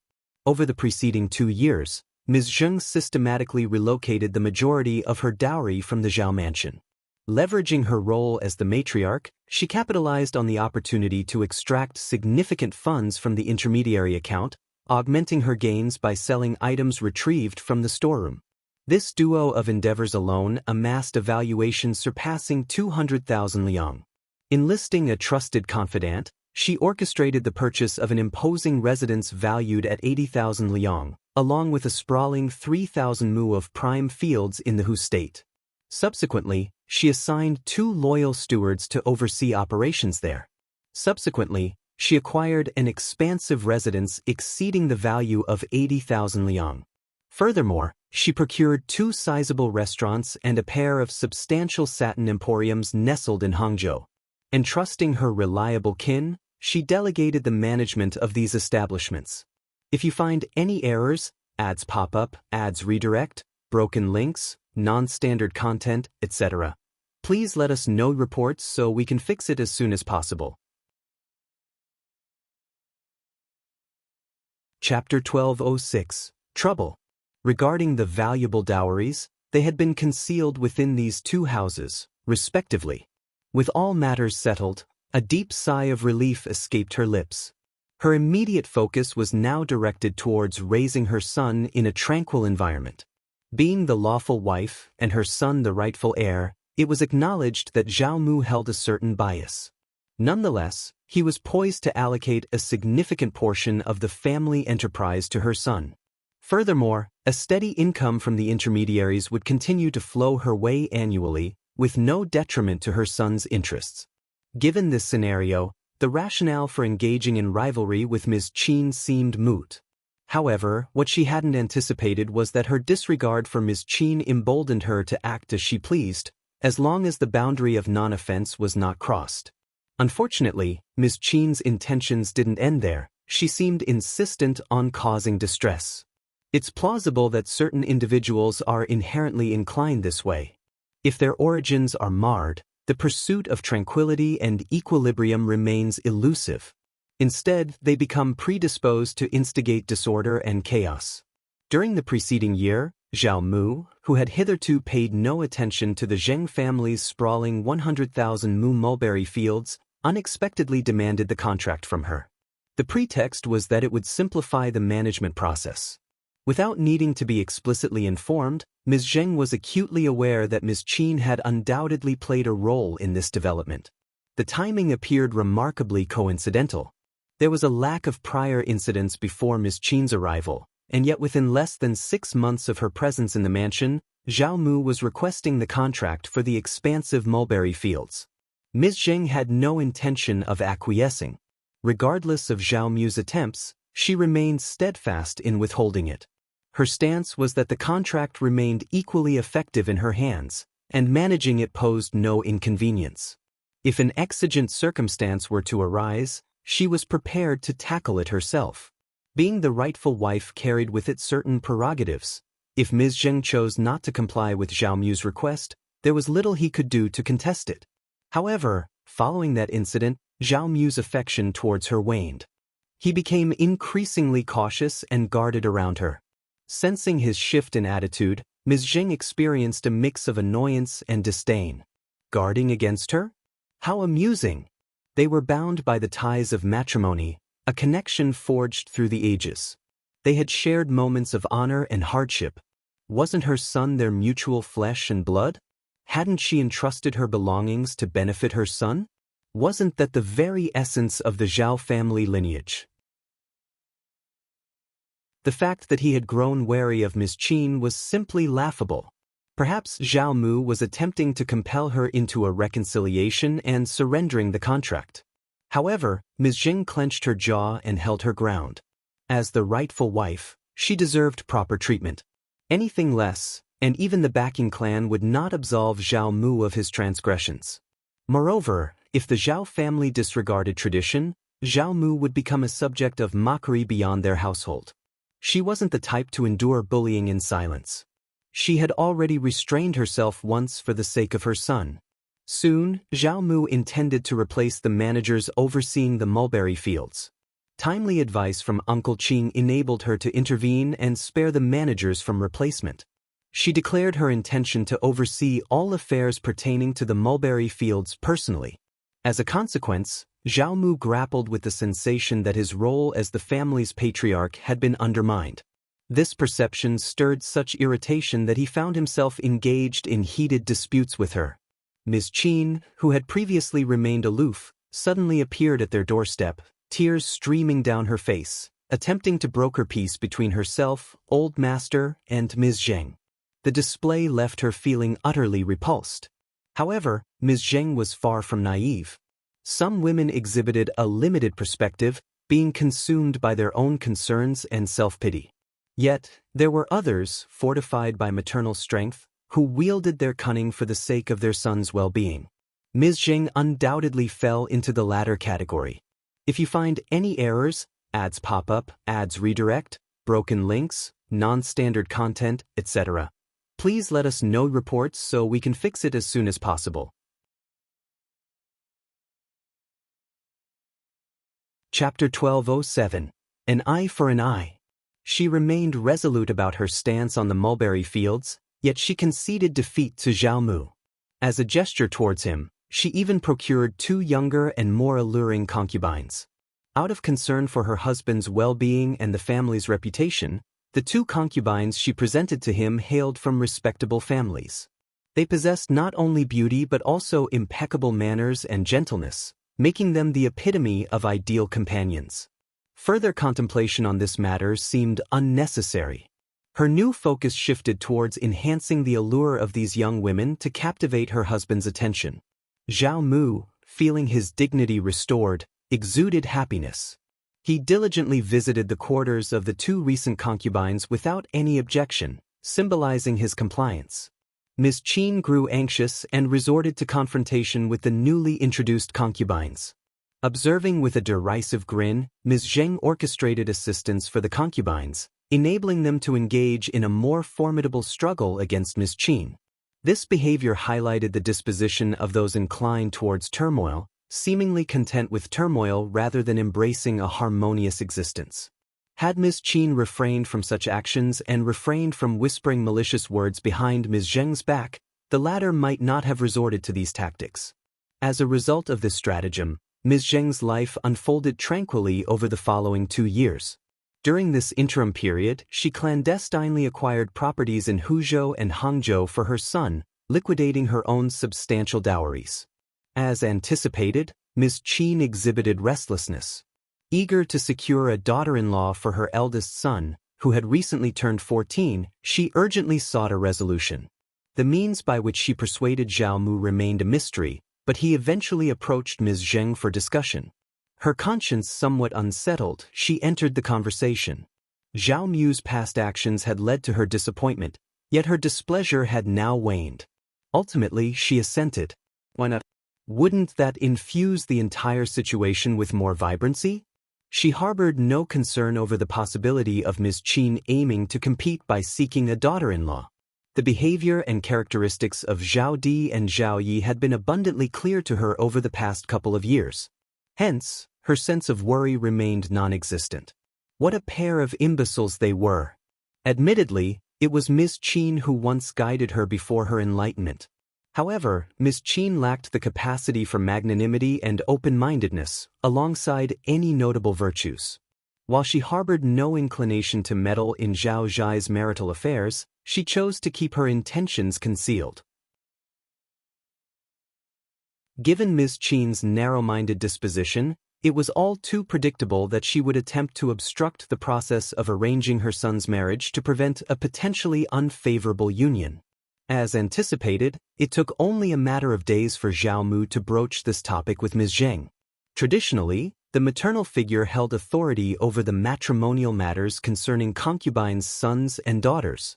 Although Zhao Mu himself questioned the propriety of his involvement, Ms. Qin's assertion was valid, Zhao Di, as his eldest son, held a distinct status among his progeny. Consequently, the selection of his prospective spouse warranted careful consideration. In Ms. Zheng's heart, only her third son occupied prominence, rendering her indifferent to Zhao Zhai's marital situation. Considering Ms. Qin's role as the mother, it was her responsibility to undertake this endeavor. Internally harboring a sense of disdain, Ms. Zheng expertly simulated deep contemplation, abstaining from immediate response.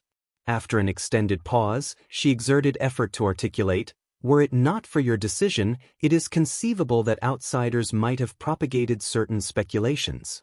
Zhao Mu interjected, affirming, "Indeed, no one shall cast aspersions upon the integrity of the Zhao family's marital affairs." Internally, Ms. Zheng responded with a derisive smirk before releasing a resigned sigh. "That approach is feasible as well. Alternatively, I could feign illness," prompting Ms. Qin to step in for some plausible reason. Zhao Mu's elation was palpable. "Very well, that's an excellent idea.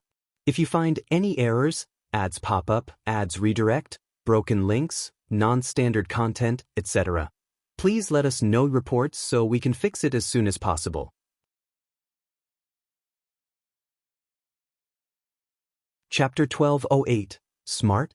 Ms. Zheng's claim of being sick was not without reason. Her need to purchase various supplements such as ginseng, cubulose, floral glue, and donkey hide gelatin justified her actions. She could list as many items as she pleased. Having accrued over 35,000 liang from the joint account for Zhao Zhai's wedding, Ms. Zheng, while counting the money, displayed immense satisfaction. She was willing to allocate even more funds without hesitation.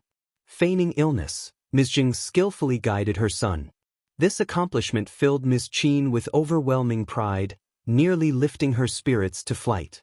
Despite her status as a concubine, Ms. Qin enjoyed a personal meeting with her daughter-in-law and vigorously defended her son's union. This feat was truly an honorable achievement. However, this path presented a challenge. High-ranking families with their esteemed matriarchs would hesitate to discuss matrimonial matters with a concubine. The mere idea provoked ridicule. Even the offspring of a concubine held little standing.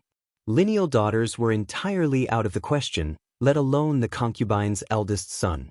Only circumstances such as having no lineal son or being born from a concubine allowed exceptions. Ms. Qin's aspiration to unite her lineage with the Zhao family's lineal daughter encountered a succession of obstacles, fueling a mix of anger, resentment, and envy. She couldn't help but envision a scenario where she held the position of a lineal wife, immune to any belittlement. The reality forced Ms. Qin to confront her humility.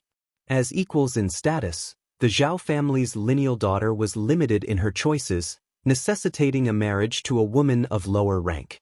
Inevitably, the union would take place with the lineal daughter. Eventually, a suitable family was discovered, boasting hundreds of mu of fertile fields and a few well-sized stores. This discovery prompted hearty laughter from Ms. Zheng. Wouldn't it be fitting for a daughter from such a family to be bestowed upon the sons of the Zhao family's stewards? Ms. Qin, it appeared, harbored no particular preferences. Zhao Mu remained unaware of these developments until the engagement had been solidified. The revelation of the in-law's status nearly rendered him speechless, leading to a stern rebuke directed at Ms. Qin. This instance of Ms. Qin's actions managed to greatly irk Zhao Mu. He had yet to encounter a woman so utterly lacking in awareness and intelligence. Despite his past indulgences in unreasonable behavior, this particular situation required a more subtle approach. In light of the circumstances, Zhao Mu covertly distanced himself from Ms. Qin's quarters for nearly 2 weeks, effectively ignoring her. This abrupt withdrawal provoked a flurry of anxiety within Ms. Qin. With an acute understanding that her sole support rested upon Zhao Mu's shoulders, Ms. Qin recognized her precarious position. Unlike Ms. Zheng, who possessed significant assets, Ms. Qin's fate was tightly bound to Zhao Mu's inclination. A disinterest on his part would inevitably seal her doom. In a desperate bid to amend the situation, Ms. Qin employed various strategies to reconcile and apologize. She exhaustively explored every avenue to rectify her standing. Observing this spectacle, Ms. Zheng couldn't help but be scornful. It appeared that Zhao Mu's treatment of Ms. Qin was far from exemplary. To fall for such a man, Ms. Zheng surmised, was a grave misjudgment on Ms. Qin's part. It wasn't until Ms. Qin had endured a solitary fortnight, fully absorbing her lesson, that Zhao Mu granted his forgiveness. He reached a clear conclusion. Ms. Zheng alone held the mantle of a competent wife, the sole bearer of initiative and competence in the household. Ms. Qin was ill-suited for such responsibilities. As a concubine, her primary role was to provide attentive service. Her duty extended to offering complimentary words to please her, but the burden of substantial tasks should not be placed upon her shoulders. If you find any errors, ads pop up, ads redirect, broken links, non-standard content, etc., please let us know reports so we can fix it as soon as possible.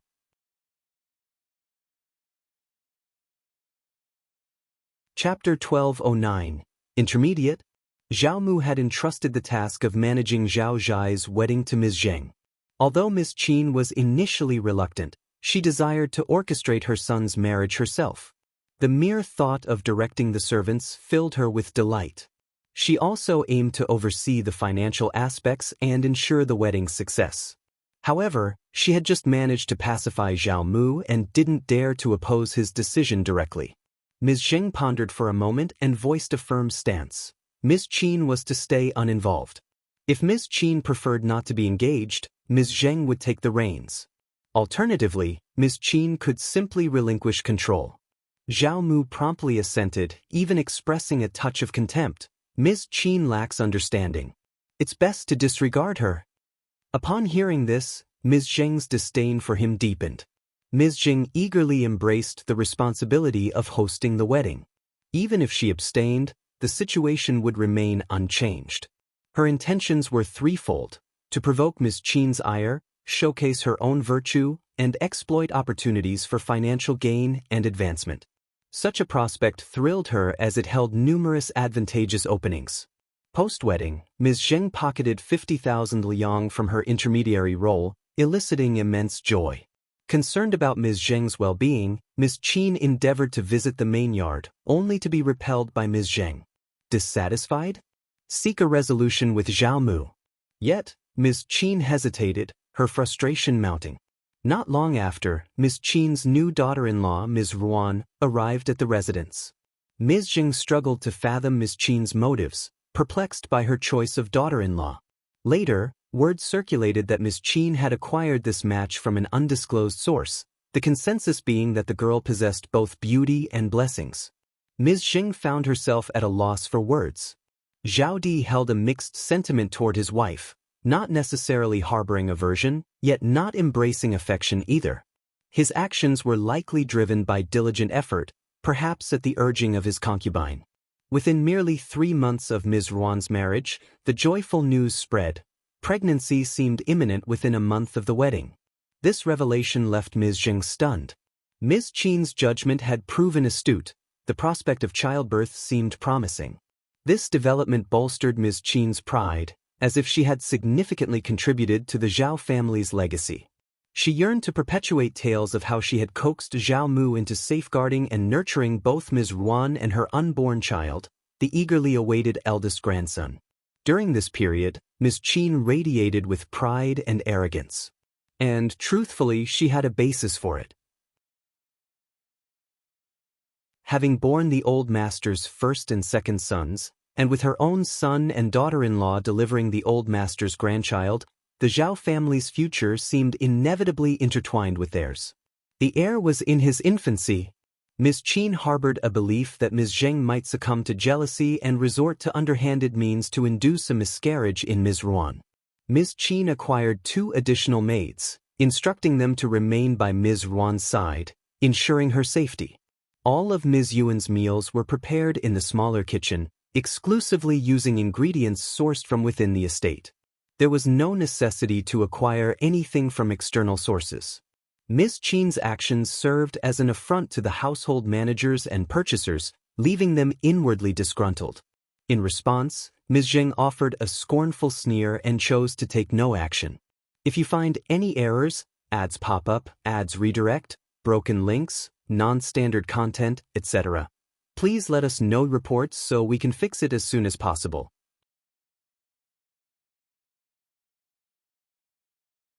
Chapter 12:10 Trouble. She had no interest in engaging in disputes with a group of individuals she considered unintelligent. After enduring a challenging 10 months of pregnancy, Ms. Yuan faced difficulties, yet she managed to successfully give birth to her child. Ms. Qin and Zhao Zhai were thoroughly entertained by the new addition, a boy. Zhao Mu was equally elated. After all, he had become a grandfather. However, tragedy struck before the child could even reach 1 month of age. He passed away within the first 7 days. The event unfolded in the midst of the night, with Ms. Qin's shrieks rousing Ms. Zheng from her distant position in the yard. Upon hearing this, Ms. Zheng exchanged a knowing glance with Auntie Yin. Neither of them exhibited surprise. In a hushed tone, Auntie Yin muttered, "What a tragic fate." Indeed, it was a tragedy. Ms. Ruan had only recently turned 15 at the time of her pregnancy, while Zhao Di was merely 14. Their youth and immaturity made it an exceptional occurrence that Ms. Ruan even managed to carry the pregnancy to term and deliver a child. Expecting the child to be healthy seemed unrealistic. The child had never even left the confines of the room he was born in. Fearing Ms. Zheng's potential jealousy and harm towards the child, Ms. Qin justified her decision to keep the child secluded, asserting that he was too fragile for the outside world. In an attempt to bridge the gap, Ms. Zheng sent Auntie Yin to visit, though she was denied entry. No members of the immediate family ventured into the room. Ms. Qin struggled to lay blame on Ms. Zheng for the child's demise, with no plausible excuse at hand. Adding to the intrigue, the doctor claimed the child's weakness was the primary reason for his premature death, refuting any notion of foul play. Despite this explanation, Ms. Qin maintained her stance that foul play was involved and pushed for a thorough investigation. Zhao Mu's outburst silenced her protests. Unforeseen by Ms. Qin, Ms. Ruan found herself pregnant again within a mere 4 months. This time, Ms. Qin exercised even greater caution, keeping Ms. Ruan within the yard's boundaries and under close supervision. She grieved deeply for her late grandson, who had been the eldest among the Zhao family's grandchildren, symbolizing a significant portion of their wealth.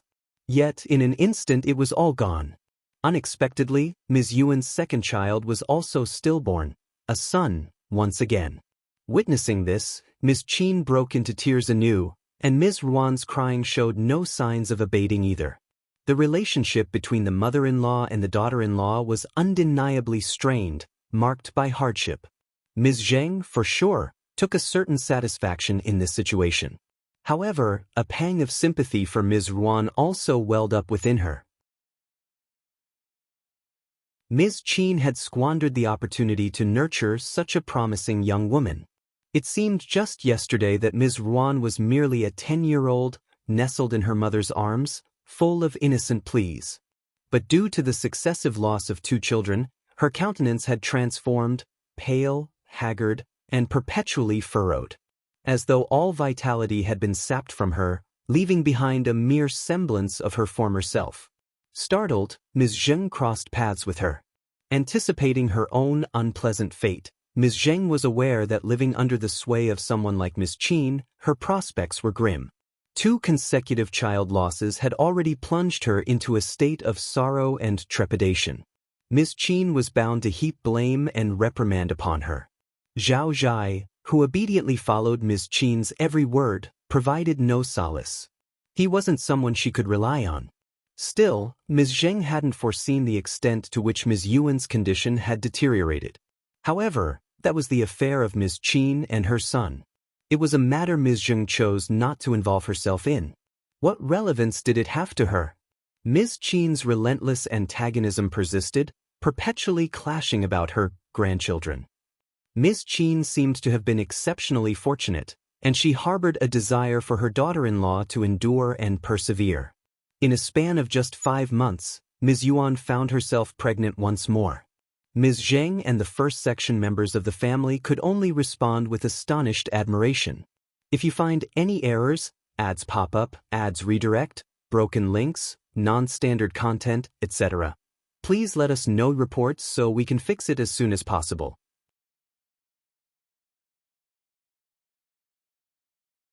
Chapter 12:11. Ms. Qin's Madness? This time, Ms. Qin didn't solely pin her hopes on Ms. Ruan. Instead, she assigned 2 concubines, both from impoverished rural backgrounds, to Zhao Zhai. One of the girls hailed from a destitute countryside family and possessed a strikingly beautiful countenance and figure. Her demeanor was devoid of elegance, intrigue, coquettishness, or worldliness. Rather, she exuded an air of honesty, almost bordering on dullness. However, her attributes were deserving of commendation. In this instance, Ms. Zheng grasped Ms. Qin's strategy. They aimed to excel in childbearing. Ms. Qin held a favorable disposition toward these 2 girls, convinced that they had the potential to conceive and bear children. A derisive snort escaped Ms. Zheng's lips. Ms. Qin's decisions were her own prerogative, a fact she remained unfazed by. She observed the unfolding spectacle with considerable amusement. Yet, Ms. Qin had miscalculated this time. The apparent, childbearing prowess of these 2 concubines yielded no pregnancies even after 6 months. Growing anxious, Ms. Qin employed various supplements to no avail. Her intent to acquire additional concubines for Zhao Zhai persisted. Driven to a state of recklessness, Ms. Qin was ready to intervene further. However, Zhao Mu rebuked her, instructing her to desist from securing more concubines for Zhao Zhai. At slightly over a decade in age, Zhao Zhai was already wed to 1 wife and held 2 concubines. If another concubine were to be added to the mix, would it not jeopardize his well-being or tarnish his reputation? Fearing a direct confrontation with Zhao Mu after the lesson, Ms. Qin offered her apologies and arranged for a maid to attend to Zhao Zhai. Ms. Qin had devised a shrewd strategy. If the maid became pregnant and delivered a child, she would be elevated to the status of concubine, thus striking a harmonious balance. Curiously, no other pregnancies materialized. This time around, Ms. Ruan grappled with heightened stress, impairing her child-rearing efforts. Regrettably, the child was born but did not survive past a month, in line with expectations. Ms. Yuan's heart plummeted, driving her to attempt self-inflicted harm using a length of white silk. Though she was ultimately rescued by her attending maid, her health had deteriorated, rendering her unable to conceive for a span of 2 to 3 years. Subsequent to a series of harsh setbacks, Ms. Qin's vigor waned. A vehement loathing for Ms. Zheng had firmly taken root within Ms. Qin's heart. She steadfastly clung to the belief that Ms. Zheng must have schemed covertly against her. The depths of Ms. Zheng's cunning were far too elusive to unravel. Yet, Ms. Qin was convinced there had to be some clandestine machination at play. Otherwise, the string of misfortunes would not have unfolded with such eerie synchronicity. How else could the predicaments besiege the offspring in succession? Historically, Ms. Zheng had never entangled herself with Ms. Qin and her progeny. She hadn't even glimpsed Ms. Yuan's child upon birth. Yet, the repetition of a lie could potentially sow seeds of doubt and warrant unwarranted belief. Excessive discussion invariably begets a multitude of complications. Ms. Qin's assertions resounded with unwavering confidence, instigating Zhao Mu's skepticism. Driven by suspicion, he sought a direct confrontation with Ms. Zheng. While harboring minimal optimism for this interaction, Ms. Zheng couldn't help but shudder at Zhao Mu's utterances. Zhao Mu had succumbed to Ms. Qin's falsehoods and began to cast doubt upon Ms. Zheng. In response, Ms. Zheng emitted a derisive chuckle. Throughout my tenure in this family, I've consistently refrained from entangling myself with the mother and son, precisely to avoid such baseless suspicions. Can you truly fault me for this? Do Ms. Qin's words wield the authority of imperial decrees? Is she at liberty to utter whatever pleases her, devoid of substantiation? Irritated by her retort, Zhao Mu's patience snapped. Fine. No, I never said anything negative about you. Can't you communicate without the sarcasm? Must you always resort to being so snide? Their exchange ignited yet another heated disagreement. If you find any errors, ads pop up, ads redirect, broken links, non-standard content, etc., please let us know reports so we can fix it as soon as possible. Chapter 569. Great Wish, Hardcore Doppelganger. The usage of this skill was brainless. Lu Chen wanted to make a wish on the spot, but because the wish was too powerful and the side effects were too obvious, he couldn't make up his mind. After hesitating for a while, Lu Chen thought of something and his eyes suddenly lit up. Wait, since I can't be sure, I can look for Catherine and the others. Isn't this what I'm supposed to do? Moreover, Catherine and the others are orthodox mages. The wish spell was originally developed by people like them. It's even possible that this world has a similar power like the wish spell. With that thought in mind, Lu Chen's eyes lit up and he connected to Catherine with the thread of faith. Come to my place. As a godhood, his matters were naturally the most important. As a result, a space transmission pathway appeared outside the door within 2 to 3 minutes of sending out the message. But to Lu Chen's surprise, it wasn't just Catherine who came. Frostwolf and Elian were here as well. Among them, Frostwolf looked vigilant and even a little hostile. Irene's expression was also very strange, as if she had made up her mind about something. You're all here? Forget it, we can also come up with some ideas together. As soon as he said that, Lu Chen noticed that the three of them heaved a sigh of relief. Lu Chen was a little confused. Why are you so afraid of seeing me? Helene spread her hands and stood up first. His Majesty is too powerful, and the pressure he gives us is too great. In Luo, all right. Let's not talk about this. I have an ability that I need Catherine, who is a mage, to refer to. Since you're all here, help me take a look. Lu Chen shook his head speechlessly and explained all the abilities of the Great Wish. He then asked how to get the desired result. The Great Wish? All wishes in the world can be fulfilled, Your Majesty. Is this true? Can eternal youth be fulfilled? Lu Chen didn't expect the three of them to be so shocked after hearing the introduction of the Great Wish. Even the knowledgeable Frostwolf and Catherine were the same. Lu Chen was a little disappointed. It seems that there's no omnipotent wishing machine in this world. Lu Chen replied to her while he was thinking. It's not exactly omnipotent. Limited by my ability, the things it can do are also limited. But what you said about eternal youth, that's simple. He took out 3 golden apples from Avalon and said, the golden apple has the ability to stay young forever.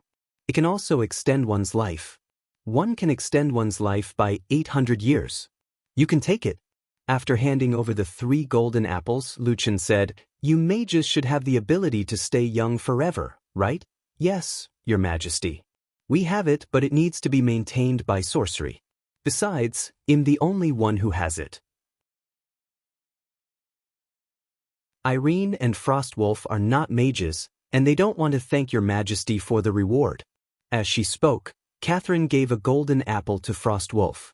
The middle-aged man was very reluctant to do so. He was very satisfied with his aged body. I don't need such a thing. No, you need it. Under Catherine's intense gaze, Frostwolf could only accept the golden apple. The warmth of the family made Lu Chen smile. But soon he remembered the Frostwolf's hostility. This guy, he can't be thinking that I pulled Catherine over to do something bad, right? Am I that kind of person? Lu Chen felt like he was being insulted, but unfortunately, they didn't say it out loud and he couldn't blame them for it. On the other hand, Elian noticed the change in Lu Chen's expression and quickly brought up the question he asked. Aunt Catherine, do you have any suggestions for the Great Wish spell? He asked. Although I've never seen this kind of sorcery before, everything in the world can't be separated from an equivalent exchange. You have to pay a price for the wish you want. His Majesty said that the Great Wishing spell can't be controlled, which is probably because he didn't make the price clear. Catherine thought for a moment before she continued, Your Majesty, you can make your wish as clear as possible in your mind at the cost of something you own. It's best if there are steps to complete it. Then, you can use the Great Wish spell to make a wish. Also, Your Majesty, please test some small wishes first. Catherine's words opened Lu Chen's eyes. He thought for a while and pointed at a table. With the power of light as the price, I hope this table can become a computer. Lu Chen thought of his laptop from his previous life and voiced his wish. As he spoke, Lu Chen realized that a lot of his light energy disappeared. But when the light energy disappeared, the table in front of Lu Chen also slowly changed. Soon, An object that he was familiar with appeared in front of him. Lu Chen was so excited that he opened the laptop, and when he saw the system light up, his face was filled with joy. I actually succeeded. Seeing how he easily obtained the items from his previous life, Lu Chen was so excited that he used the power of light as the price to produce countless items. Lu Chen also realized that he could use energy to conjure something out of thin air, or he could change the nature of a specific object. The latter required less energy than the former. The excited experiment lasted for more than an hour. In the end, Lu Chen's room was filled with the things he had in his previous life. Computers, phones, cars, guns, and even a military helicopter. The Great Wishing Spell. This is the true omnipotent power. Lu Chen's heart was filled with joy and excitement. But after thinking for a while, Lu Chen realized that he could indeed conjure up many things, but these things wouldn't be of much use to him. It's a pity. If I had drawn this skill when I was still a low-level player, I would have been able to play with it a lot. But now, conjuring things from my previous life is just adding flowers to a brocade, or even just a toy. It's not very useful. The mythical level Great Wish could not only conjure ordinary things but also create things with technology. Lu Chen even felt that if the price was high enough, he could even create a divinity crystal out of thin air. However, just like what Catherine said, the Great Wish required an equivalent exchange. Even if the items could be conjured, Lu Chen wouldn't be able to afford the cost. Therefore, the final result might be a huge disaster. Forget it. Let's not think about the double-edged foil anymore. I'll just go with the original plan and transform a part of my soul into a computer. Lu Chen was about to send Catherine and the others away while he sat down quietly to prepare for the soul mutation. However, the two girls were quite interested in the strange items Lu Chen made, so Lu Chen gave them some of them. When they were taking the items away, Lu Chen also noticed that Yi Lian was purely interested in them while Catherine was planning to research something out of them. Lu Chen didn't really care about it. It's not bad if we can really develop something. At least it can improve the quality of life of the people here. Anyway, with the current technology of the blue planet, no matter how much it improves, it can't threaten me. When there were no legends, technological civilizations could suppress spirit chi civilizations. However, with legends, the situation would change. Every legend was a mobile nuclear weapon, the kind that was difficult to aim and kill. The stronger legends were good at soul manipulation or spatial teleportation, and they could even destroy the Blue Star civilization. After all, the soul and space were areas that the humans on the blue planet had yet to reach. As for the myths and legends, they were equivalent to the interstellar civilization, and Lu Chen was at least half a god. Therefore, he wasn't afraid of Catherine's research. He even conjured many basic books for Catherine, who was a mage. Study it. This is the crystallization of another world civilization. If you can study it, you'll be the one leading the world. Your Majesty is merciful. Even though it was the same words as before, Lu Chen heard a sincere gratitude from her this time. Lu Chen waved his hand and asked them to leave. But when the three of them reached the door, Lu Chen suddenly thought of something and said, "The evils have a plan against me, but it's not easy for them to kill me. In order to be confident, they might use you guys as bait to lure me into their trap. So be careful for now. If you really fall into a trap, I won't go to your rescue." These words caused the three people's expressions to freeze. "Yes, Your Majesty." After the three of them left, Lu Chen began to prepare his soul to become a mental computer. I hope I can succeed on the first try. He put his hands together and took a few deep breaths to calm himself down. Then, he closed his eyes and split a part of his soul. The splitting process was extremely painful, but it wasn't difficult for Lu Chen to endure the pain. In the end, Lu Chen's soul split into a tenth of his body. This level is enough. If it's possible, then slowly split it. It's related to the soul, so it's best to be careful.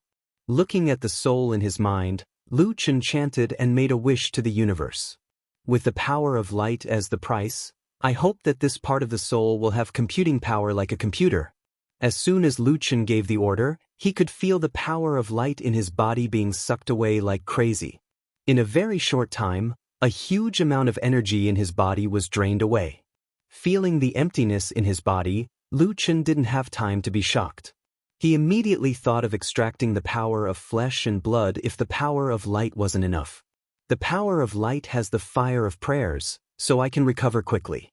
Flesh and blood are the same as energy, so even if it's damaged, I can recover quickly. If you want to extract, just extract these two. Don't use the soul. Lu Chen didn't care about the damage to his energy and flesh, but it would be troublesome if something went wrong with his consciousness and soul. So, he was praying.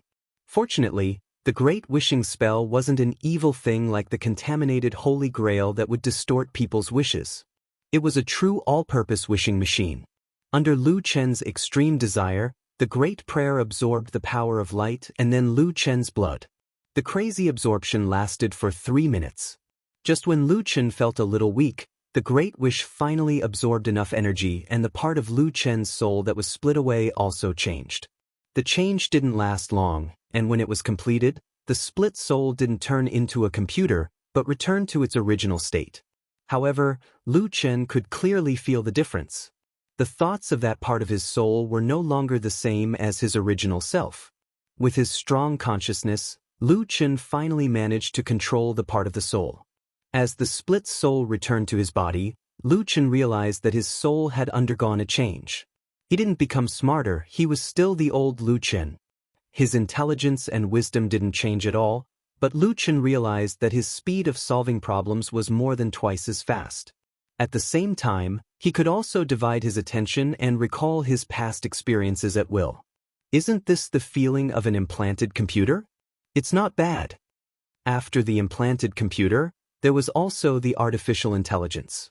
Lu Chen had a feeling that the energy required to turn the split soul into an artificial intelligence would be double the amount. But Lu Chen crushed the thought in his mind. It's fine as long as I have one consciousness, an artificial intelligence. Even if it's absolutely loyal to me, I won't let it appear in my soul. The tyrant's life did not require 2 brains. Lu Chen shook his head to get rid of the idea of creating an AI and continued to experiment with the mind computer. After some processing, Lu Chen realized that other than the speed of his processing, the multi-core processing ability was also the most useful to him. With this type of multi-core, I can completely divide my attention during battle. My main body will charge into close combat, and it'll split a part of my energy to control the light energy and shoot it in all directions. Moreover, it's not just for battle. It's useful now. With that thought in mind, Lu Chen returned to hell again. Under Lu Chen's will, the second ghost revealed itself as the Dreadlord again. After the Dreadlord's appearance struck fear into all the souls in hell, the Sin City in the dream was once again established. He placed his mind computer at the lowest level of Sin City and ordered it to absorb the soul according to the program. Then, Lu Chen's soul returned to the real world. In the future, I don't need to cultivate in seclusion anymore. Lu Chen could feel his true spirit being absorbed into his body and his consciousness was not affected at all. He couldn't help but smile. Then, he once again tested the combination of soul splitting, flesh indestructible, and mind computer. After thinking for a while, Lu Chen waited for his body and energy to recover before he split another part of his soul and turned it into a mental computer. To put it in another way, after turning into a mental computer, Lu Chen's part of the soul would only act according to the program that had been processed or Lu Chen's orders. In fact, it could even deal with problems faster than Lu Chen's main consciousness. Of course, there was a price to pay. The thinking computer could only handle the problems that had been ordered. Once there was an anomaly, it could not make a decision. This was also the difference between artificial intelligence and computers. However, even though the soul computer couldn't do it, Lu Chen could still set it up so that it would contact him immediately if anything happened. There was almost no distance between their souls. As long as there was a slight connection, Lu Chen could place his consciousness into his soul and control everything with his own thoughts. Therefore, as long as the distance was not too far away, it was not a weakness. It's good that it doesn't have consciousness. At least I won't have a clone betraying me. While he was thinking, Lu Chen didn't stop moving. After the part of his soul turned into a mental computer, Lu Chen didn't let it stay in his sea of consciousness. Instead, He transferred the part of his soul to the right side of his body. After the soul transfer was completed, Lu Chen thought for a moment and used the silver hand to slash at the right side of his body. The sharpness of the silver hand and the fact that Lu Chen tried his best not to block it tore a large piece of Lu Chen's body. However, after the body was destroyed, the parts that were split immediately came back to life and tried to merge back into Lu Chen's body. This was the characteristic of the indestructible flesh and blood. However, Lu Chen suppressed the return and immediately controlled the flesh with his split soul. Under the control of the split soul, the cut-off part of the body no longer returned to the body. However, under the soul's transformation, the body part was changing rapidly. In a short time, a smaller Lu Chen appeared in front of him. Doppelganger. This is my doppelganger ability. Splitting the soul and cutting off the flesh and blood. Because the soul and the flesh came from the same source, they could be easily fused together. This was Lu Chen's clone, but the process of making it was too hardcore. However, the hard core that was created was also very strong. When Lu Chen created the clones, he basically cut himself in half and turned a part of his body into a clone. The clones had all his abilities, body constitution, bloodline, and most of the other abilities. It was just that they had less energy. However, he did not have items like Avalon, the divinity, or the fire of wishes. That's enough. We don't need a bicycle to patrol the sky. Well, destroy any evil that appears. As Lu Chen gave an order to the mind computer, number 2, the main consciousness didn't have a number and number 1 was absorbing the true soul in Sin City, spread out its 12 wings and flew into the sky. Afraid that something might happen to number 2, Lu Chen's main consciousness followed it closely as it flew into the sky. After flying for a while, Lu Chen realized that the only problem was that number 2's energy was no longer infinite without Avalon and the fire of prayers. Fortunately, because the flesh and blood were still his, Lu Chen also gave him a part of his heart. This allowed number 2 to still have the ability to absorb the sunlight and convert it into energy. This ability allowed number 2 to have a good endurance. Light form, steel body, size change, the sun's protection, and other skills that are rooted in the body are all here. The platinum star that is rooted in the soul is also here. Number 2 is able to deal with most of the dangers, but there is too little energy and too small a body to deal with the evil god. However, I don't let him go out of the astral world. It should be no problem for him to wander around the world. Lu Chen didn't finish his sentence. Even if there's a problem, I'll only lose a part of my flesh and soul. It doesn't matter.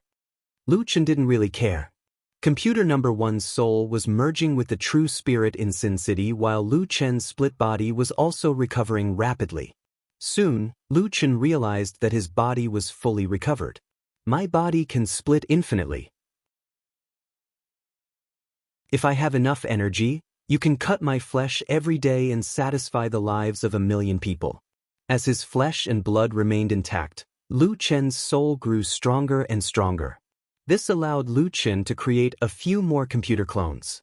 Such a clone could be used as a pawn to die, which was why it was difficult to kill with an undying soul. Do I need to continue creating more clones? Moreover, this time he was creating a thought computer clone. Or just simply split his soul and flesh and let him find a place to sleep. The first type of clone was a scout, a helper. The second type was Lu Chen's backup. If he still died in the battle against the evil god after passing all 12 trials, he could still be resurrected with the backup. However, Lu Chen eventually gave up on the idea. Flesh and blood are still fine. They can be split limitlessly, but the total amount of my soul remains the same. If a part of my soul is split, the soul of my main consciousness will be reduced. If I split too much, my ability to survive will be stronger. However, the remaining soul will not be able to completely control my body. Naturally, it will be impossible to kill the godhood. Lu Chen wanted to kill a god, so he only created 2 clones. One of them would patrol in the sky to clear the evils and collect mastery points for himself, while the other would absorb the true souls in Sin City. Lu Chen was already prepared to retrieve the 2 souls when the battle broke out. However, even though he didn't plan to create more clones, Lu Chen still split half of his soul and used the Great Wish to create a soul computer. With the help of this external computer, Lu Chen's computing power was greatly enhanced. And Lu Chen soon felt the benefits. I couldn't make nuclear fusion controllable before because I wasn't good at controlling energy, and I couldn't keep the stability of nuclear fusion while fighting. But now, if you find any errors, ads pop up, ads redirect, broken links, non-standard content, etc., please let us know reports so we can fix it as soon as possible.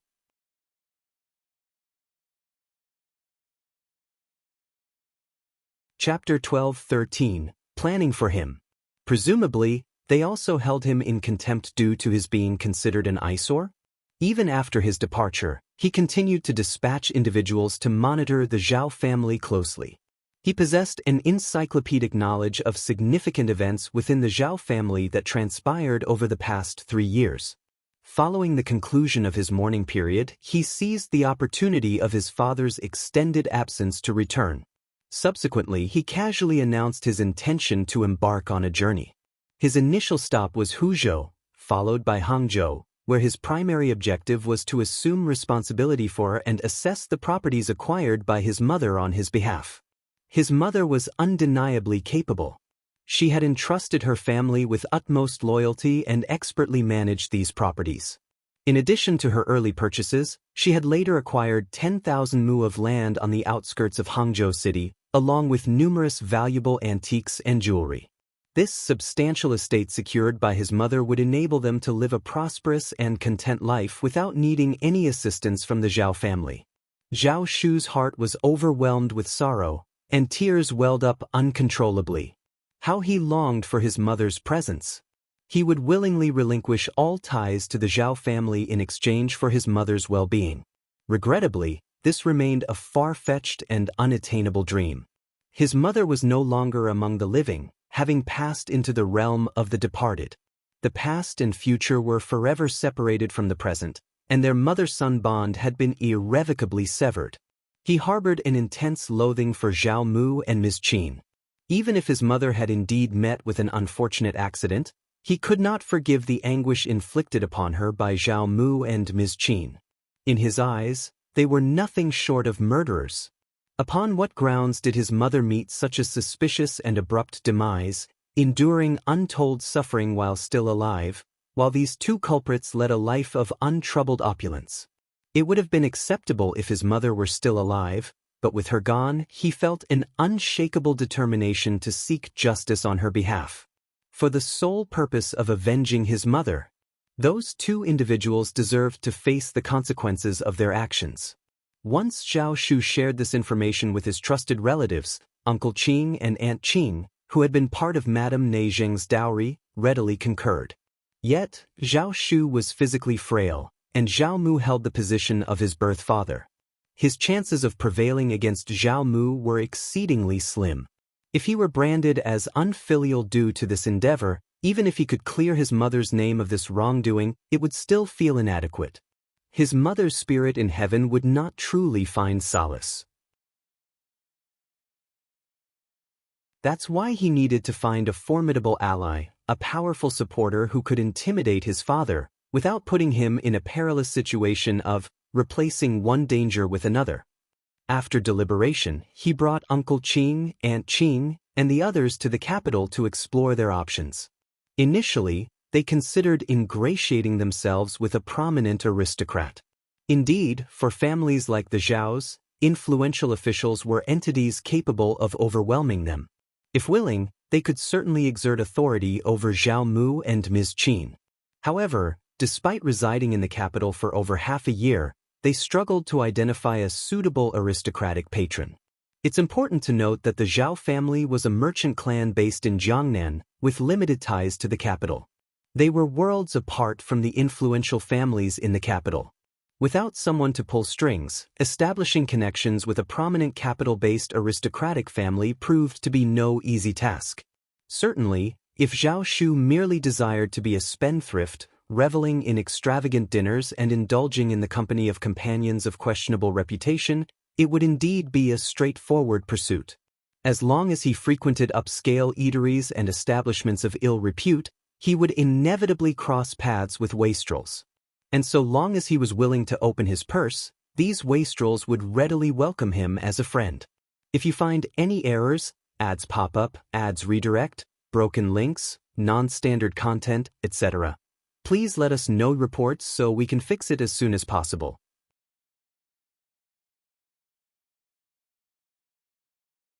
Chapter 12:14, Inquiring. However, this was not aligned with his desires. If he were to take that path, it would significantly diminish his standing right from the outset. No one would regard him with respect, and he would not be taken seriously. So, how much would he have to invest, both in terms of resources and time, to establish his credibility? Once people formed a first impression of a novice, it was notoriously challenging to alter. He had a history of associating with individuals of exceptional talent, but who would believe him if he suddenly proclaimed his intention to engage in official affairs and seek justice for his mother? This course of action was clearly not viable. Yet, how could a young merchant like him easily forge a meaningful connection with a person of substantial influence? Firstly, he would need to demonstrate unwavering integrity. Secondly, he would need to attain a high-ranking position and wield significant influence. Lastly, he would have to offer assistance without harboring ulterior motives, an exceedingly arduous task. As he and Uncle Qing deliberated with a sense of hopelessness, Xiao Yunduan and Xiao Xian made a surprise appearance in the capital. Uncle Qing promptly set his sights on them. Even though Xiao Yunduan wasn't a prominent official, he had captured the emperor's attention. Xiao Xian, in particular, had successfully treated the emperor's cherished peony, a feat tantamount to receiving a prestigious accolade. Who would dare to slight him? Furthermore, these two individuals were unyielding in the face of authority. They displayed no deference to the Tian family and even severed all ties with the Qiao family without hesitation. They were unquestionably in the same predicament as their young master. From Uncle Qing's perspective, it was evident that the narratives propagated by the Qiao family might not be entirely baseless. Nonetheless, nobody believed them, and they found themselves deceived by Xiao Yunduan and Xiao Xian without any recourse. Uncle Qing didn't understand the precise methods employed by Xiao Xian and Xiao Yunduan, but this didn't hinder him from holding them in high esteem and harboring a tinge of envy. How remarkable it would be if their young master could also outmaneuver the Zhao family and sever ties with them. It might be highly beneficial to locate Madame Xiao. After conducting inquiries about their hometown, Uncle Qing personally journeyed to Yuzhong to gather information. The revelations he unearthed were astounding. Uncle Qing was left dumbfounded and filled with admiration. Officer Xiao and Madame Xiao had truly faced formidable challenges to carve out this path. The second and third sections of the Xiao family exhibited no particular scruples and behaved like opportunists. The head of the first section of the family seemed rather ineffectual. As for the Qiao family, Madame Qiao harbored covetous intentions towards them, necessitating utmost caution. She wouldn't let them off the hook if she discovered anything amiss. At that time, they lacked the means to contend with Madame Qiao. However, despite these odds, they persevered and gradually grew stronger, eventually surpassing Madame Qiao in influence. The Yuezheng family, led by Yuezheng Zhang, was the most prominent merchant clan in Yuezheng, yet third young master Yuezheng had maintained a close and amicable partnership with Officer Xiao and Madame Xiao for many years. First Madame was as dear to Madame Xiao as a mother and daughter.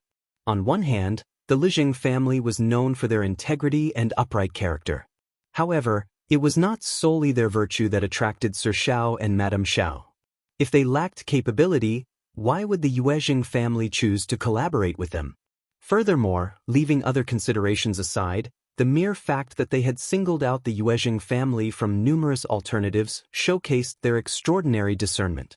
Uncle Qing, hailing from a merchant lineage, possessed a profound understanding of the perils associated with selecting the wrong business partner. Compensation, while significant, paled in comparison to the potential consequences. History had witnessed individuals who not only lost their entire fortunes but also forfeited their very lives due to such misjudgments. Upon his swift return to the capital, he promptly presented his recommendation to Zhao Shu. At the outset, Zhao Shu harbored some reservations, for the matter at hand bore immense significance to him. If you find any errors, ads pop up, ads redirect, broken links, non-standard content, etc., please let us know reports so we can fix it as soon as possible.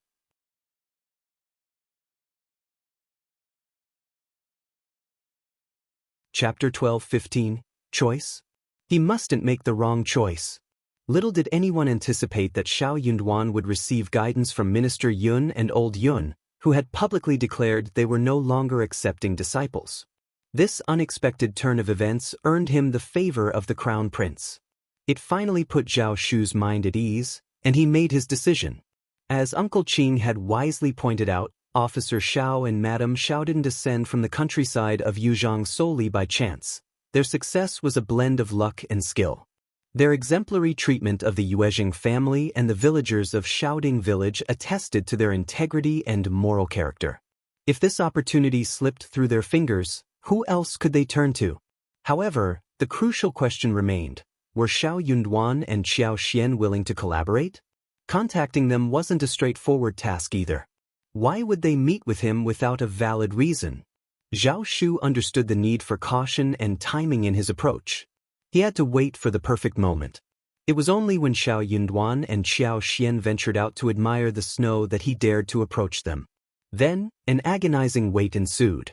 Zhao Shu was well aware of their intentions. Even if they were willing to collaborate, Xiao Yunduan and Xiao Xian would undoubtedly investigate him thoroughly. Yet, he remained confident that they would welcome him.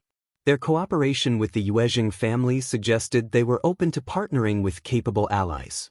So, was he the right person for them? He didn't fear scrutiny but felt a lingering sense of anxiety until matters were settled. Finally, after the Lantern Festival, Xiao Xian provided an affirmative response, filling Zhao Shuking's heart with boundless joy. When Xiao Yunduan returned that evening, Xiao Xian shared the news with a smile.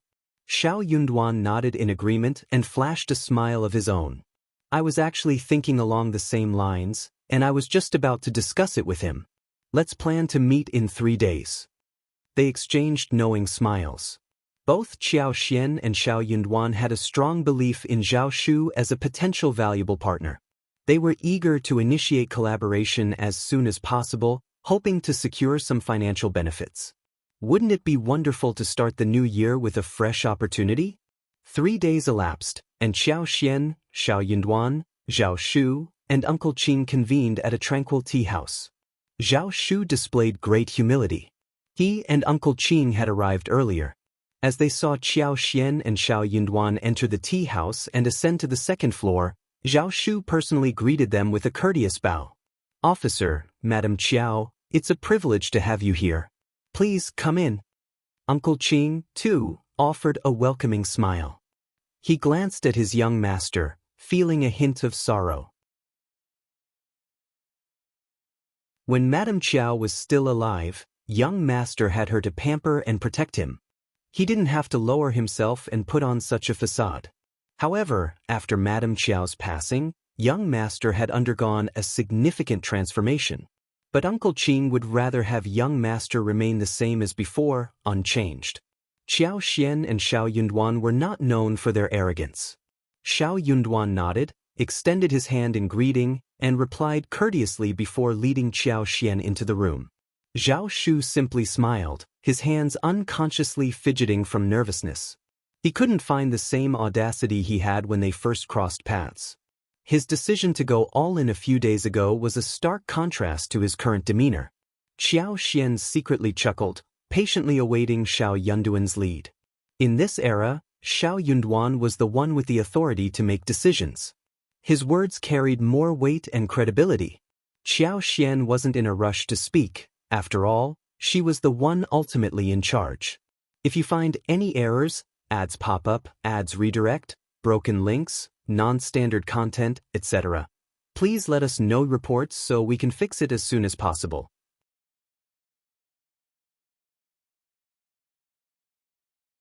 Chapter 12-16, Working with Officer and Madam. After a few moments of casual conversation, Xiao Yunduan broached the topic. "My wife is eager to start a small business, and young Master Zhao seems equally interested. Perhaps we can collaborate, and I'm eager to hear your thoughts, young Master Zhao. Zhao Shu and his servant found comfort in Xiao Yunduan's words. Zhao Shu exhaled a sigh of relief and responded with a gracious smile. Officer Xiao and Madam Xiao are truly admirable, and I believe your ideas are likely superior and more fitting than mine. I'm open to hearing your suggestions. However, I must make one point clear. I am here to work with you, not the Zhao family in Yangzhou.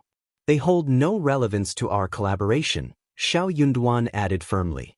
As the mention of the Zhao family in Yangzhou resurfaced, Zhao Shu couldn't help but simmer with anger. Privately, Xiao Xian couldn't help but sigh. Late Mrs. Zheng had been a wise, gentle, and virtuous woman, but her fate was marred by her unfortunate marriage to a man like Zhao Shu. Despite their wealth, they lacked support, legal guidance, and were constrained by the need to consider their son's future.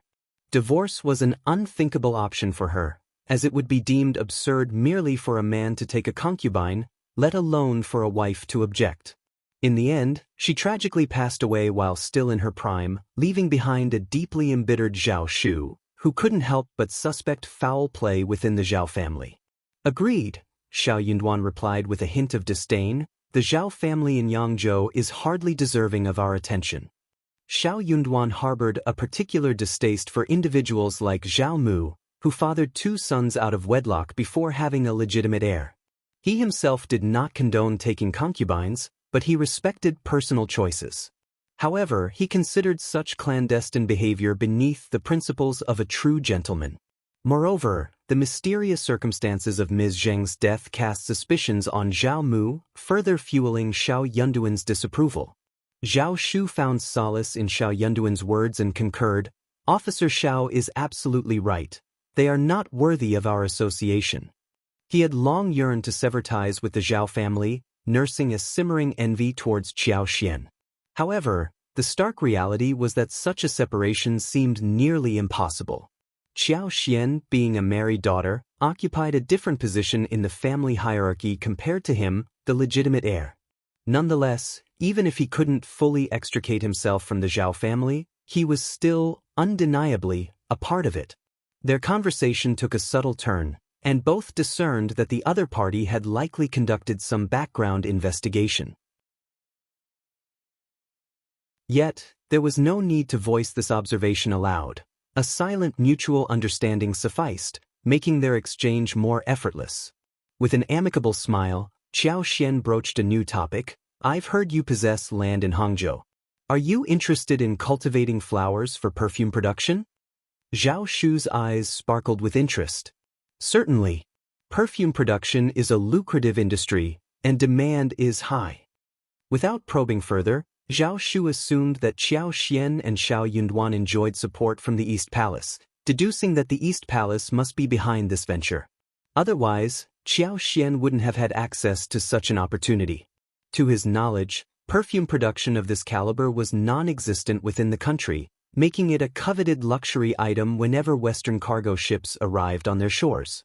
He recalled his mother's few treasured bottles of perfume from his childhood days. Their enchanting fragrances had always intrigued him, exuding elegance and charm. "In that case, let's make preparations. My guild will inform Hangzhou discreetly, but we must maintain a low profile. Acquire more land and 2 mountains and cultivate tea leaves on those hillsides. Publicly, we'll state that the flowers are intended for making flower tea." Zhao Shu grasped the implication, quietly amassing wealth, hidden from prying eyes. If you find any errors, ads pop up, ads redirect, broken links, non-standard content, etc., please let us know reports so we can fix it as soon as possible.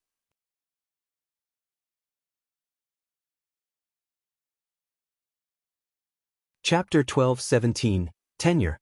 He nodded, took a moment to reflect, and then spoke. "I currently possess 70,000 mu of land in Hangzhou, and I can acquire an additional 30,000 mu. This would allow us to secure 5,000 mu of land dedicated to cultivating tea mountains. However, are we truly committed to producing floral tea?" "Yes," Xiao Xian replied with a smile. "We lack the technology for making perfumes at the moment, and we needn't concern ourselves with future developments. were in a unique position to generate income. In due time, we'll construct workshops near the floral fields, and our workers will utilize contracts to hire servants. The production of floral tea will also be streamlined. Rest assured, the cost of producing floral tea won't be prohibitive. Very well. Zhao Shu felt reassured as he realized that they had thoroughly considered every aspect of their plan. After the new year, the bone-chilling cold gradually receded, and the biting cold wind became more gentle. This was the ideal time to make early arrangements, ensuring a harvest within a year. Their plan revolved around spring throughout the year. For 3 consecutive days, Zhao Shu, Uncle Qing, and Aunt Qing visited Xiao Xian and Xiao Yunduan's home to finalize their agreement. Xiao Xian wouldn't be taking ownership of the land. Instead, she would have a stake in the perfume workshop, with profits split evenly at 50-50. Xiao Xian contributed her expertise and tools, while the workers shared the remaining half. Zhao Shu would handle day-to-day management. The costs associated with building the workshop would be divided equally, but Xiao Xian was contributing the technology, which reduced her financial share. Zhao Shu initially suggested that she could forego her share of the silver taels, but Xiao Xian declined the offer. The 100,000 mu flower field was meticulously planned, featuring roses, jasmine, sweet osmanthus, lilies, cloves, and a variety of other flowers. Additionally, lemon, pine cypress, sandalwood, camphor, calamus, patchouli, bergamot, orange, mint, and orchids were planted for their fragrant qualities. The Jiangnan region was affluent, boasting numerous gardeners specializing in cultivating flowers and trees for wealthy families. In the past 3 or 4 years, floral tea had gained popularity, leading to a surge in flower cultivation among households. Particularly, jasmines, roses, Chinese roses, and gardenias were in high demand. Hangzhou's sweet osmanthus was renowned worldwide, and the abundance of sweet osmanthus trees was beyond count. Hence, acquiring high-quality and abundant flower seedlings posed no challenge whatsoever. As for lilies, they were readily available. Many families cultivated lilies, making it easy to purchase stems and plant them when the weather was suitable. The only challenge lay with cloves, as obtaining a substantial quantity might prove more difficult. Nevertheless, Xiao Xian was willing to invest both time and money to resolve this issue.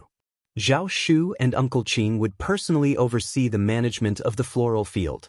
Adjacent to the field, a picturesque abbey had been constructed to house the workshop, allowing it to remain discreet and hidden from view.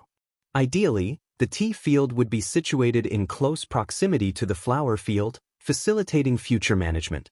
Xiao Xian made an unexpected request for Zhao Shu to sell her the 100,000 mu mulberry fields in Yangzhou. Zhao Shu was taken aback.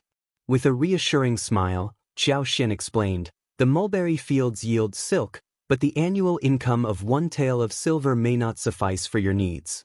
Will you continue with this arrangement? You can repurchase the fields from me after a few years. If you have any doubts, we can put it all in writing." Suddenly, Zhao Shu grasped Xiao Xian's intentions and was overwhelmed with gratitude. He felt an urge to kneel and kowtow to her.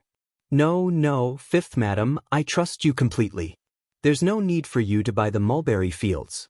I'll hand over the land contract, and we can split the proceeds evenly. I'll even provide you with IOUs for the first few years. To him, those IOUs were mere worthless pieces of paper, and he had no intention of pursuing debts from his father. His reputation was at stake. However, when it came to Xiao Xian, it was an entirely different matter. It was about settling their debts, plain and simple. If you find any errors, ads pop up, ads redirect, broken links, non-standard content, etc., please let us know reports so we can fix it as soon as possible.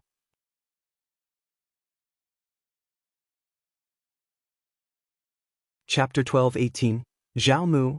That was incredibly frustrating. His repulsive father had withheld the IOUs for years. However, there were at least 10 of them. The Zhao family's fate took a dark turn when those 10 IOUs were finally presented. If the Zhao family's weaving workshop couldn't secure silk from the Zheng family's mulberry fields without spending a hefty sum of 1,000 won, it would become a significant financial burden, one they couldn't easily shake off. Zhao Shu couldn't contain his excitement. "Fifth, madam, these hues are yours, and the money belongs to you." Xiao Xian burst into laughter. "Well, it seems my husband and I have become partners.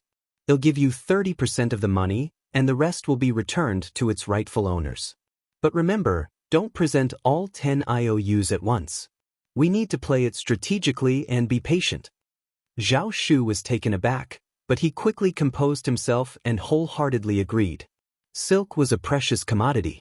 1 acre of mulberry fields could sustain 2 silkworm seasons per year, yielding approximately 100 kilograms of silkworm cocoons. A kilogram of silkworm cocoons could produce around 2 liang of silk. The market price for 500 grams of silk had remained steady at 3 to 5 qian for years. Thus, 1 acre of mulberry fields could yield a maximum of 20 kilograms of silk.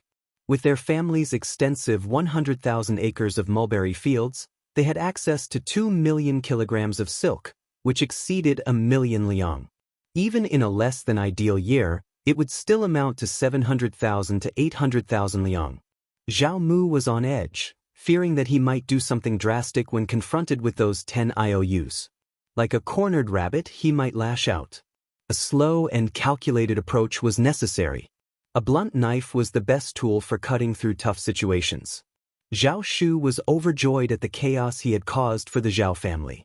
He quickly arranged for the IOUs and contracts to be delivered. Xiao Xian even shared a knowing smile with Xiao Yunduan, remarking on young Master Zhao's remarkable generosity in revealing such substantial assets. He realized that Zhao's position would be vulnerable if these properties were seized. Young Master Zhao's father had previously argued with his mother over the contract, but she had adamantly refused to surrender it, and he had willingly handed it over to her. Xiao Yunduan responded with a smile. "He's quite astute. He despises Zhao Mu, and those possessions would be worthless in his hands. Zhao Mu gave them to us as a gesture of gratitude, and he won't be at a loss." Xiao Xian concurred with a smile. "That's true, but not everyone possesses the fortitude to make such a decision. Well, we aren't the kind of people who take advantage of others, darling. Write him a note, please." "Of course." Xiao Xian was eager to head south. They discussed plans with Xiao Yunduan, including a visit to Yangzhou to acquire assets from Zhao Mu and a trip to Hangzhou to check on Zhao Shu's situation. Afterwards, they decided to return home. Concern for their family weighed on their minds, and the flora at home relied on Xiao Xian's extraordinary abilities to flourish. The plants, flowers, and trees that had been enhanced by her powers were thriving far better than their regular counterparts. This exceptional genetic trait was inheritable, so why not further augment it? However, Xiao Xian didn't want to be away from Xiao Yunduan for an extended period. Similarly, Xiao Yunduan had no intention of leaving either.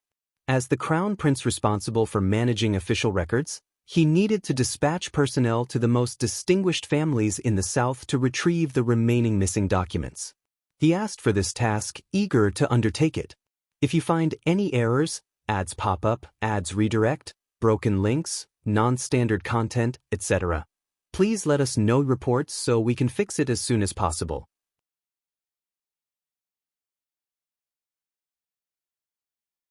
Chapter 12-19, Mission South.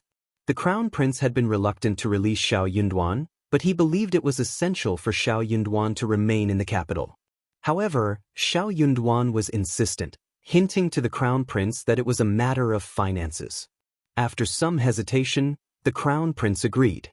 He required the money more than Xiao Yunduan had anticipated, a fact that left her speechless in embarrassment. Xiao Yunduan knew what needed to be done, unburdened by his position. Perhaps he could help resolve the financial issue without constraint. He dared to hope that he wouldn't need to be overly frugal. Though the Crown Prince didn't vocalize his thoughts, he was deeply touched. Dedicated and loyal officials, how admirable they were. His thoughts had always revolved around himself, causing him anxiety. Xiao Yunduan, on the other hand, knew how to maintain a low profile. Inwardly, the Crown Prince vowed never to forget Xiao Yunduan's contributions once he advanced to the next level. He envisioned Xiao Yunduan by his side as one of the esteemed ministers in the pavilion. Yet, He questioned whether he was qualified for such a role. Xiao Xian was overjoyed when she heard that Xiao Yunduan would be heading south. Their relationship had been strained, and the prospect of further separation was unwelcome. Heading south in the spring to such a delightful place felt like pure bliss. Xiao Xian couldn't help but think of her good fortune, having experienced so much and seen so many things. She humbled herself, wary of becoming overly arrogant. The departure date was set for the first day of February, which left Xiao Xian with the responsibility of arranging affairs in the capital beforehand. Ever since the fourth prince's side yard had faced punishment, he had been exceptionally well behaved. The same held true for the other two princes. This was because it seemed as if the heavens were condemning the fourth prince, indirectly upholding the rightful position of the crown prince. During these times, no one dared to draw attention to themselves, opting for a period of relative peace. In the intermediate, everything had remained tranquil. Xiao Xian and Xiao Yunduan, along with Li Qiu and Li Xia, made the decision to depart, entrusting Xianxia with the task of tending to the yard and cultivating the 20 mu of land. As long as Xianxia maintained a low profile, the Qiao family and the Tian family wouldn't challenge their servants. The servants held no immediate value to them, and their pride was at stake. However, Xiao Xian and Xiao Yunduan were determined to eventually exact revenge on them. Xiao Xian instructed Xianxia to plant potatoes and transplant strawberries when the weather permitted. She also planned to cultivate some seasonal vegetables and oversee the household, striving to avoid causing any issues or developing bad habits.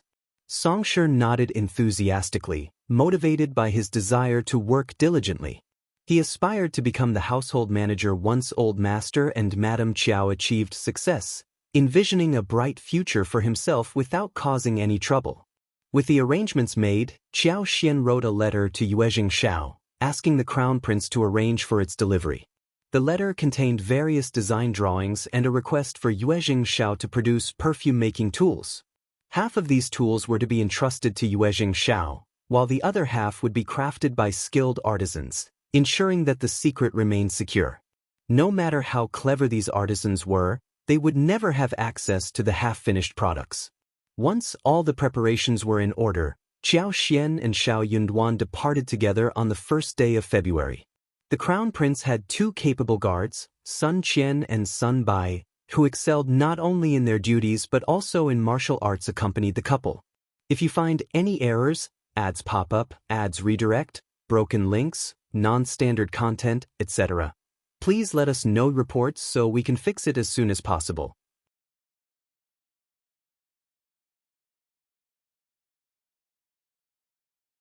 Chapter 12:20, Arriving at Yangzhou. Additionally, an undisclosed team of 10 covert guards discreetly trailed them, unbeknownst to anyone except Xiao Yunduan. His role was to assist the crown prince in resolving financial issues, and it was imperative to ensure his safety, granting him the freedom to act as needed. The 10 secret guards had been assigned precisely for this purpose. Xiao Yunduan had arranged for a double-decker ship to embark on their journey through the canal. Joining them on this voyage were Xiao Xian, Li Xia, Li Qiu, Sun Bai, and Sun Qian, along with 2 advisors from the East Palace, and a handful of assistants and servants. The chill of spring had limited Xiao Xian's outdoor activities, forcing them to only venture out in the mornings for a breath of fresh air. The demanding nature of their previous duties had left them with very little leisure time.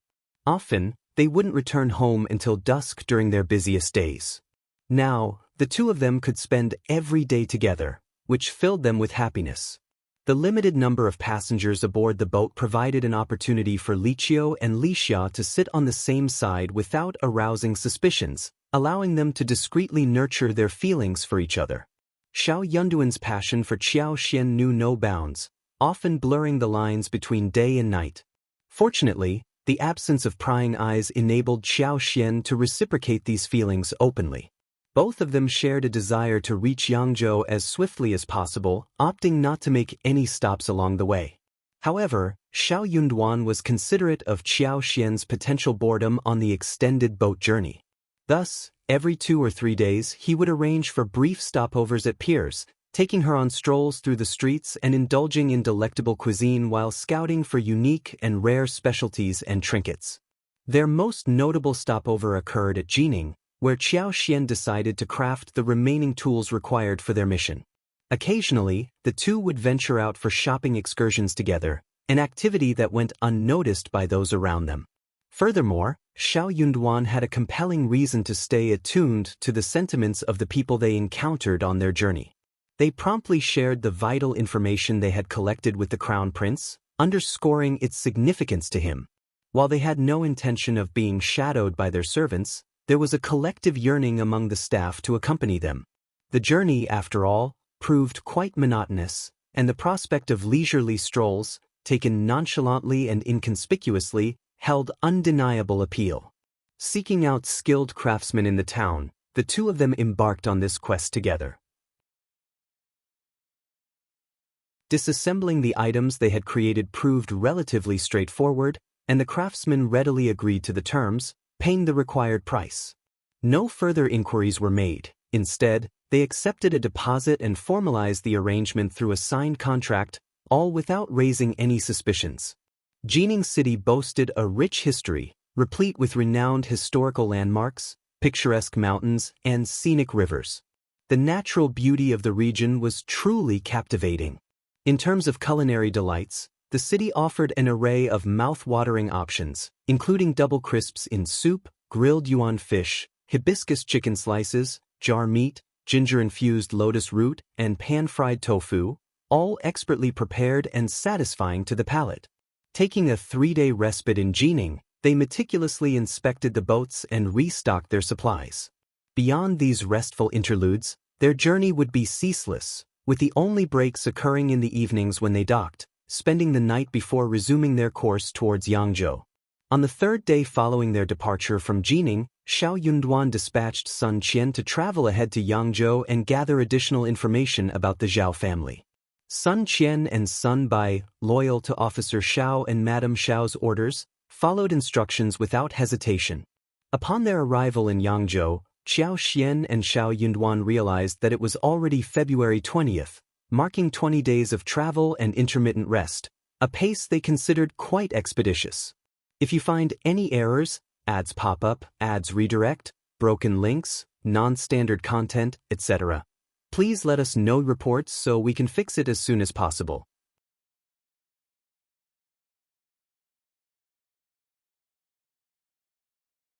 Chapter 12:21 Plan. It was nearly March, and the climate in Jiangnan was steadily warming. The flora began to bud, and the melodious songs of orioles filled the air. The atmosphere was imbued with the fresh and invigorating scent of spring, evoking a sense of burgeoning life and vitality. Xiao Xian possessed a unique affinity with the power of wood, and this time of year heightened her connection to it even more. As spring approached, her superpower seemed to flourish at an accelerated rate. Within her personal realm, she already controlled an impressive expanse of 600 mu of land for cultivation, and this domain was rapidly expanding. She estimated that by the end of this spring, her territory would exceed 1,000 mu. With 1,000 mu at her disposal, she could cultivate crops twice a year, yielding bountiful harvests with minimal effort. It was the coveted golden land every farmer aspired to possess. The mere thought of it filled her with happiness. She made the decision to dedicate her land to cultivating various grains, particularly rice and wheat, which would be stored in her space's storage room for emergencies. Although they couldn't consume all of it themselves, the East Palace might have a use for the surplus.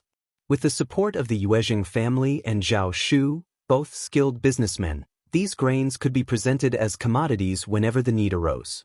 As emissaries of the Crown Prince from the East Palace, they approached the Yangzhou County Magistrate directly, requesting accommodations at the relay station. This arrangement would facilitate the organization and sorting of their collection of rare books and manuscripts, far more convenient than staying at an ordinary hostel. Xiao Yunduan cherished his wife deeply, and his position wasn't an official appointment from the court. Therefore, he intended to take his wife on a journey to the south to enjoy the scenery. As long as the Crown Prince didn't object, nobody would question their decision. Unless, of course, Xiao Xian did something untoward on their journey, which seemed highly unlikely. With only a modest number of servants at home, having his wife accompany him would ensure his daily needs were well looked after. It was a perfectly reasonable arrangement. However, Xiao Yunduan and Xiao Xian had no intention of inconveniencing the Yangzhou magistrate. Following their discussion, Xiao Xian accompanied Li Xia, Li Qiu, and Sun Bai to a reputable hostel where they reserved a private courtyard. Meanwhile, Xiao Yunduan led his two colleagues to the Yangzhou governmental office. His colleagues chose to stay at the same hostel with the rest of the entourage. Xiao Yunduan commuted to work each day, regularly coordinating with Xiao Xian regarding their stay at the hostel. Xiao Xian selected the finest establishment in Yangzhou, known for its impeccable service, which alleviated any concerns about their accommodations. Once everything was arranged, Sun Bai set out to locate Sun Qian. They had their own discreet means of communication, sparing Xiao Xian the need to inquire further. Xiao Yunduan anticipated that the prefect of Yangzhou would host a banquet in their honor, an invitation he did not decline. He didn't plan on returning home until the evening, leaving the arrangements to be made by the group. We're on the waterfront, and Yangzhou is such a picturesque place. It's marvelous. Let's take a leisurely stroll and return after dinner, Xiao Xian proposed with a smile. Li Xia and Li Qiu eagerly nodded in agreement. Their boat journey had been smooth, but after more than 20 days aboard, they couldn't help but feel some physical discomfort. Upon arriving at their destination, they weren't fatigued. Rather, they experienced stiffness and discomfort in their bodies. A walk outdoors would be just the remedy they needed. Xiao Xian changed into attire befitting a young woman from a prosperous southern family and led her companions out into the afternoon. Although they didn't venture too far, they were eager to explore Yangzhou at their own pace. If you find any errors, ads pop up, ads redirect, broken links, non-standard content, etc., please let us know reports so we can fix it as soon as possible.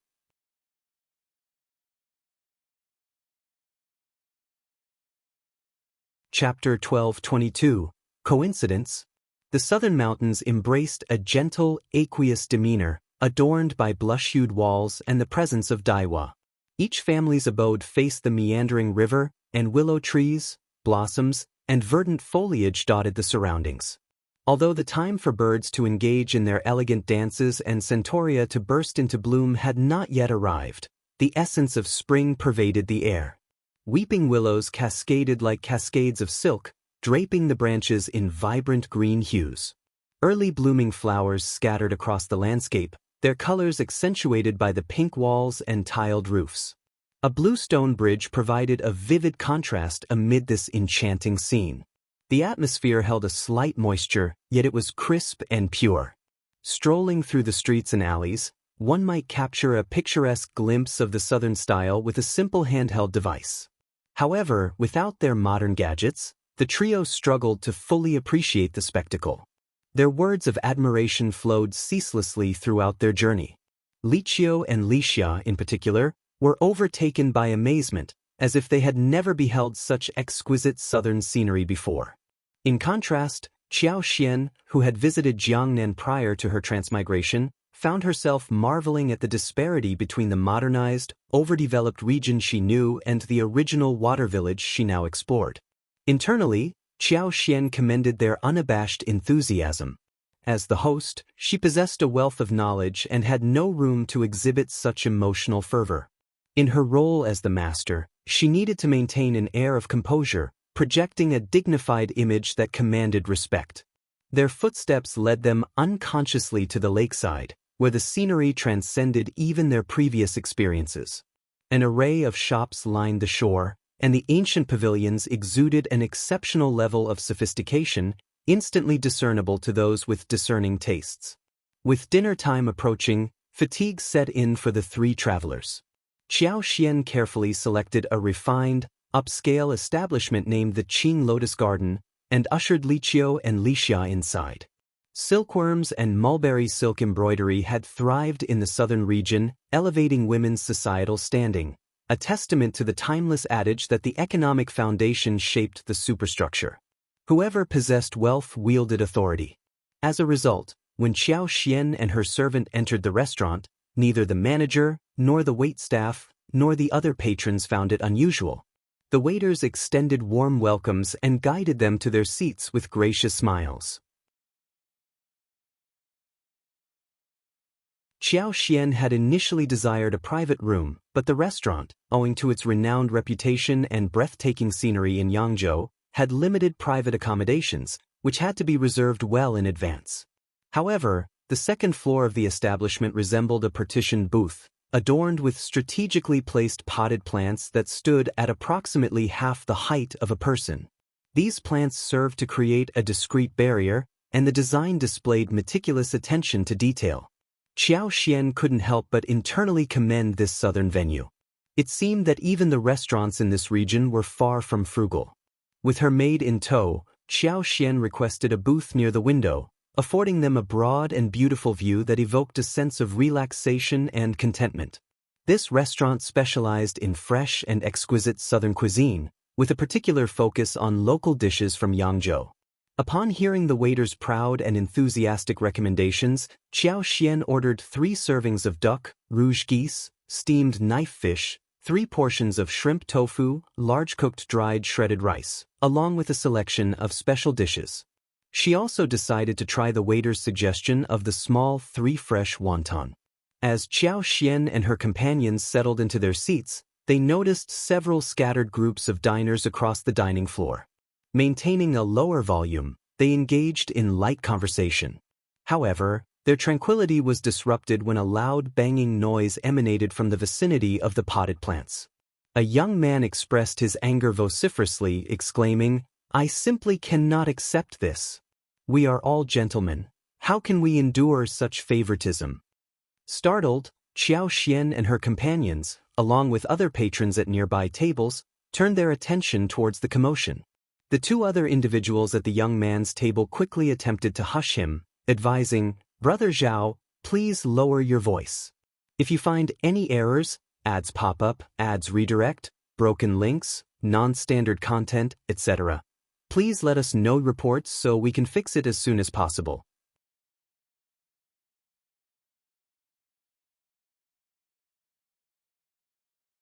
Chapter 1223, Brothers. Yes, we're well aware of your past experiences with bullying. Please, take your time, Xianxia reassured the individual.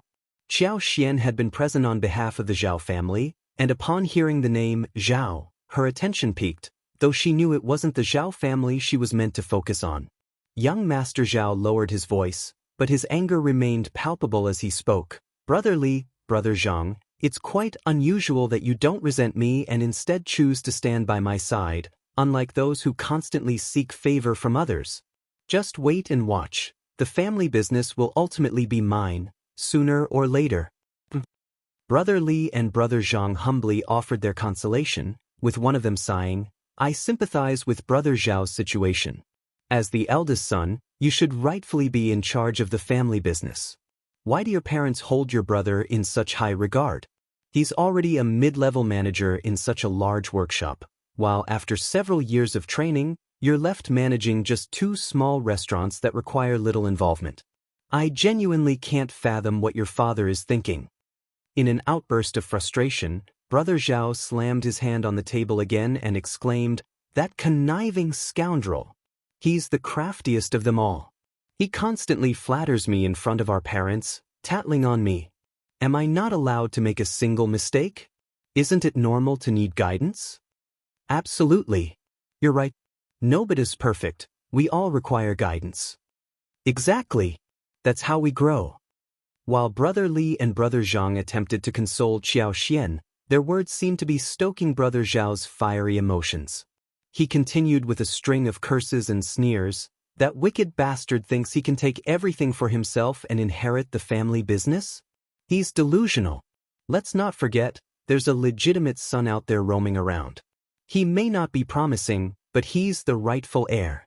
Just wait and see. When he returns, it will be quite a spectacle." Taken aback, Xianxia exchanged glances with Lixia and Liqiu, refraining from further comments. Could it be that they were fortunate enough to encounter Zhao Shu's brother? Was this referring to the concubine's eldest son? According to the information they had gathered, Zhao Yi and Zhao Zhai were both considered of intermediate intelligence, with Zhao Yi being perceived as the more intelligent and capable of the two.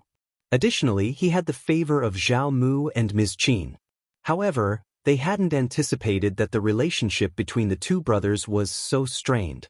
If this was indeed the case, it might simplify matters significantly. Before long, the dishes arrived, each one as visually appealing as it was delectable. Yet, Xiao Xian's thoughts had shifted away from the meal. She was now eating absent-mindedly, her attention focused on the conversation at the adjacent table. The more she overheard, the more certain she became that this fiery-tempered brother was indeed Ms. Qin's son. Fortune seemed to be on her side. Zhao Zhai had been nursing a long-standing depression and had consumed enough alcohol to impair his judgment. This wasn't the first time he had exchanged heated words with his brother in the company of friends, so he spoke without restraint, displaying remarkable skill in venting his frustrations. When they departed, having had their fill of alcohol, Xiao Xian left in the company of Li Xia and Li Qiu. Upon their return to the lodging, Xiao Yunduan had yet to arrive. Xiao Xian took a soothing bath and freshened up, then advised Li Xia and Li Qiu to take a well-deserved rest while she awaited Xiao Yunduan's return. In the meantime, her thoughts continued to dwell on the Zhao family. The amenities at their disposal included readily available hot water and a variety of services, making things incredibly convenient, eliminating any need to burden the two girls with unnecessary chores. If you find any errors, ads pop up, ads redirect, broken links, non-standard content, etc., please let us know reports so we can fix it as soon as possible.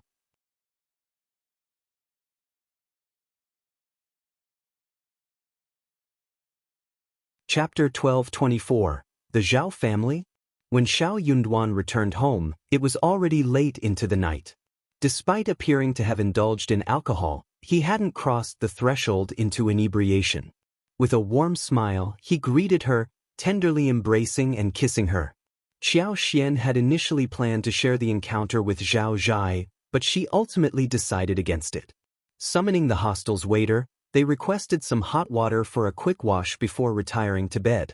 The next morning, Xiao Xian was pleasantly surprised to find Xiao Yunduan beside her. She beamed and remarked, "I thought you had business to attend to." Xiao Yunduan chuckled and held her close. "No urgent matters, my love. We've just arrived, so we can afford a few days of respite." The prefect of Yangzhou would easily arrange assistance for their task, making it hassle-free. Moreover, the Crown Prince was well aware that this journey wasn't solely about collecting books, so there was no cause for concern. Xiao Xian agreed wholeheartedly. The geographical distance between them allowed them the luxury of time. She felt resolute about severing ties with the Zhao family as swiftly as possible. Xiao Xian recounted the previous day's encounter with Zhao Zhai to Xiao Yunduan. He smiled reassuringly. "My dear, consider it a stroke of luck. I'm confident our mission will proceed smoothly. Those parents couldn't have raised any decent sons, and once Xiao Shu is out of the picture, those two brothers won't have a leg to stand on." Xiao Xian's smile mirrored his confidence. "That's great news for us." During lunchtime, Sun Qian and Sun Bai returned home, accompanied by Uncle Qing. Aware of their presence in Yangzhou, Uncle Qing had journeyed from Hangzhou to welcome them and offer his assistance. Uncle Qing possessed a wealth of knowledge about the Zhao family and had established his own network in Yangzhou, making him a valuable asset in their endeavor. Xiao Xian inquired about the state of affairs in Hangzhou and received a positive report. Pleased with the news, she extended an invitation to Uncle Qing to stay. According to Sun Qian's information, Zhao Mu had experienced substantial business success in recent years, accumulating considerable wealth and on course to become the wealthiest individual in Yangzhou. Zhao Shu had been absent from Yangzhou for an extended period, during which Ms. Qin, who now managed the Zhao family, had replaced most of the household staff. Ms. Qin had firmly instructed that no one in the mansion was permitted to discuss young master, and they were to be promptly sold off if discovered. Consequently, many within the Zhao family were oblivious to the existence of a young master. Their perception of the third young master was that of an eccentric, ignorant, unattractive, and frail individual who had been idle for years. They were uncertain of his return, speculating that perhaps he had encountered misfortune preventing his return. Zhao Mu displayed no concern for Zhao Shu's situation, remaining indifferent to his whereabouts. Meanwhile, Zhao Zhai and Zhao Yi harbored aspirations to claim a significant share of the family's business. Zhao Zhai's fortune took a downturn, as he failed to produce a legitimate heir. Although he had one son and one daughter, they were both born of concubines and faced health challenges. His son had physical disabilities with uneven legs, while his daughter exhibited slower cognitive abilities and developmental delays. In short, Zhao Zhai found himself in an unfavorable position, compounded by Ms. Qin's clear disapproval of him. 2 years prior, Zhao Yi married Ms. Zhou, who had given birth to a robust son just last year. The infant was fair, plump, and utterly endearing, earning the affections of both Ms. Qin and Zhao Mu. Ms. Qin, in particular, cherished her grandson deeply and held a strong fondness for Zhao Yi. Furthermore, Zhao Yi surpassed Zhao Zhai in intelligence, and the latter had endured severe mistreatment from his brother, especially in the past 2 years. If you find any errors, ads pop up, ads redirect, broken links, non-standard content, etc., please let us know reports so we can fix it as soon as possible.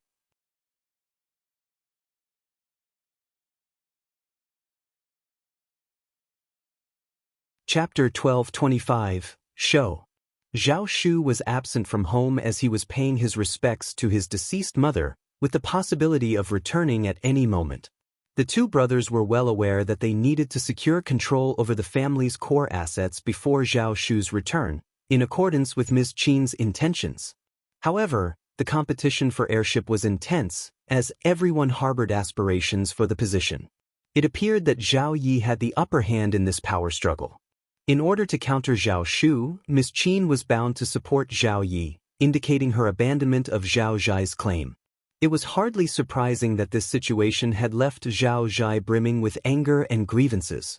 Upon hearing about these developments, Uncle Qing experienced a mix of delight and frustration. Yet, Zhao Zhai and his brother were at each other's throats, which, in a way, seemed justifiable. What vexed them was the absurdity of two concubine-born sons fighting over the Zhao family's assets while the rightful heir, their young master, was sidelined. Uncle Qing, however, felt fortunate for encountering Officer Xiao and Madame Xiao, who had inquired about the contract for the 100,000 mu mulberry fields. It went without saying that the old master would exercise caution when it came to allowing his young master to leave home during a period of filial piety. Meanwhile, Ms. Qin and her son would undoubtedly be eager to secure control over the 100,000 mu mulberry fields. This situation had the potential to become quite troublesome.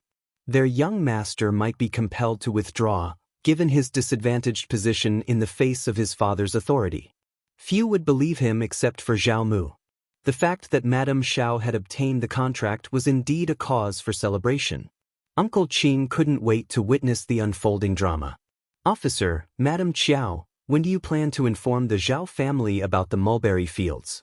Rest assured, Madame Xiao, I've already spoken with the managers responsible for the mulberry fields, and we will continue to carry out our duties diligently.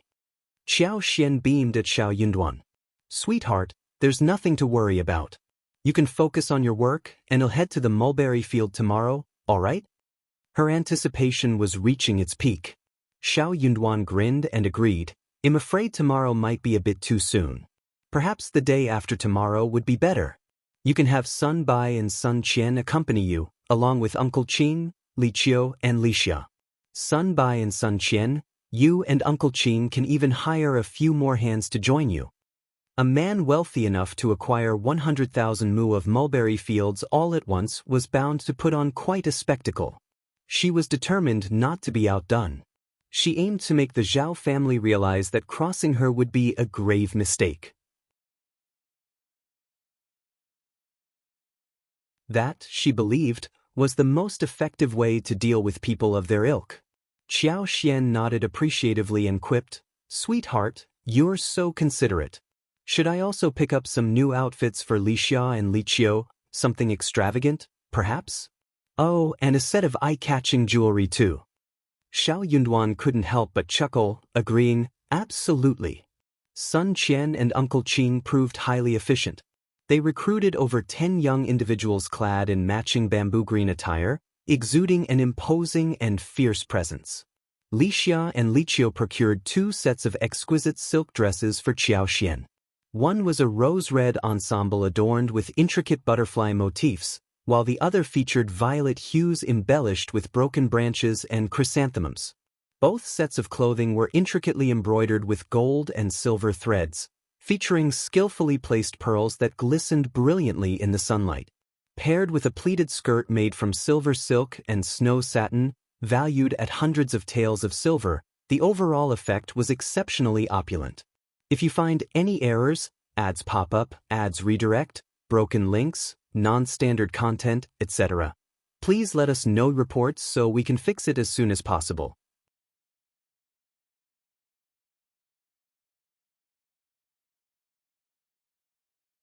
Chapter 1226. Prepared? They hesitated to make the decision, but ultimately, Xiao Yunduan accompanied Xiao Xian to purchase the ornaments. The entire set of ruby and sapphire jewelry came at a hefty price of 80,000 liang. In addition to that, she acquired several other ornate pieces worth over 5,000 liang. The selection ranged from an array of brocades, satins, silk garments, to various exquisite ornaments. Money seemed to have no limit when it came to satisfying one's desires. Even Xiao Xian, who had limited interest in such things, couldn't resist making some purchases. With everything in place, there was only one thing left to do. The next day, Lixia and Liqiu assisted Xiao Xian in getting ready. The transformation left them both stunned, as she radiated an aura of elegance and nobility. "Fifth madam, you look absolutely stunning. Why the solemn expression? You're positively regal." "Yeah, you look incredibly chic. That's the epitome of elegance." The absence of mirrors in the hotel limited Xiao Xian's view, allowing her only to catch glimpses of her makeup and upper body. The dimly lit mirror didn't do justice to her appearance. Nevertheless, Xiao Xian couldn't help but feel a bit uneasy, adorned in vibrant brocade and an abundance of pearls. She was truly a sight to behold. Lixia chimed in, "Fifth Mrs. Yuezheng, you look splendid like this. We should dress you like this all the time." Xiao Xian almost stumbled, torn between laughter and tears. "Let's not overdo it. It's not very practical to dress like this." This attire was more suitable for formal occasions. All 3 maids shared a hearty laugh. With everything prepared, Uncle Qing and Sun Bai led her, accompanied by more than 10 servants. Xiao Yunduan, being a court official, couldn't openly participate in business matters today, so he wouldn't be joining them. He had initially planned to see her off, but a request from the prefectural office required his immediate presence. Before he departed, he offered Xiao Xian a word of caution, which added to her nervousness.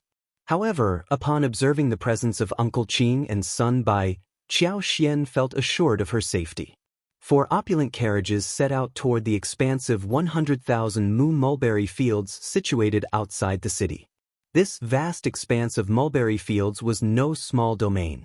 There were accompanying farms where both farmers and tenants resided, along with several overseers. Uncle Qing had arrived with his trusted team of managers, although this visit was primarily ceremonial.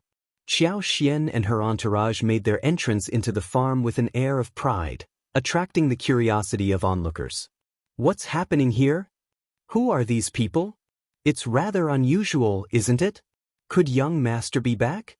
That might be the case." Whispers filled the air as people conversed among themselves, with some bold individuals even following to witness the spectacle. A few individuals concealed their true intentions as they joined the procession. When Uncle Qing descended from the 4th carriage, gasps of recognition resounded through the crowd. "Uncle Qing! It's Uncle Qing! So, it's the return of the young master, then?" Indeed. Everyone was well aware of Uncle Qing's close association with Madame Zheng. Following Madame Zheng's passing, Uncle Qing and his wife remained devoted servants to the 3rd young master. Years had passed since they last saw the 3rd young master, and considering the deep friendship between Madame Zheng and the 3rd young master, his arrival typically warranted joyful celebrations. However, this time, there were only exchanged glances laden with complexity, and nobody dared to display their happiness openly.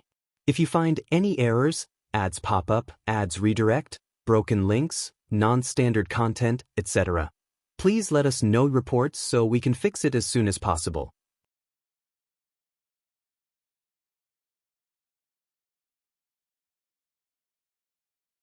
Chapter 1227. Who is that? The sprawling 100,000 mu mulberry fields appeared to be slipping from the grasp of third young master. Old master and second young master had frequented the area over the years, with second young master taking charge of the fields for the past 2 years. Rumors had circulated that second young master intended to sever ties with the tenants and farmers. Panic simmered beneath the surface, but there was little they could do. It was clear to all that second young master shared the same intentions as old master. Old master held a disdain for those who toiled for the Zheng family and desired to select their own workforce.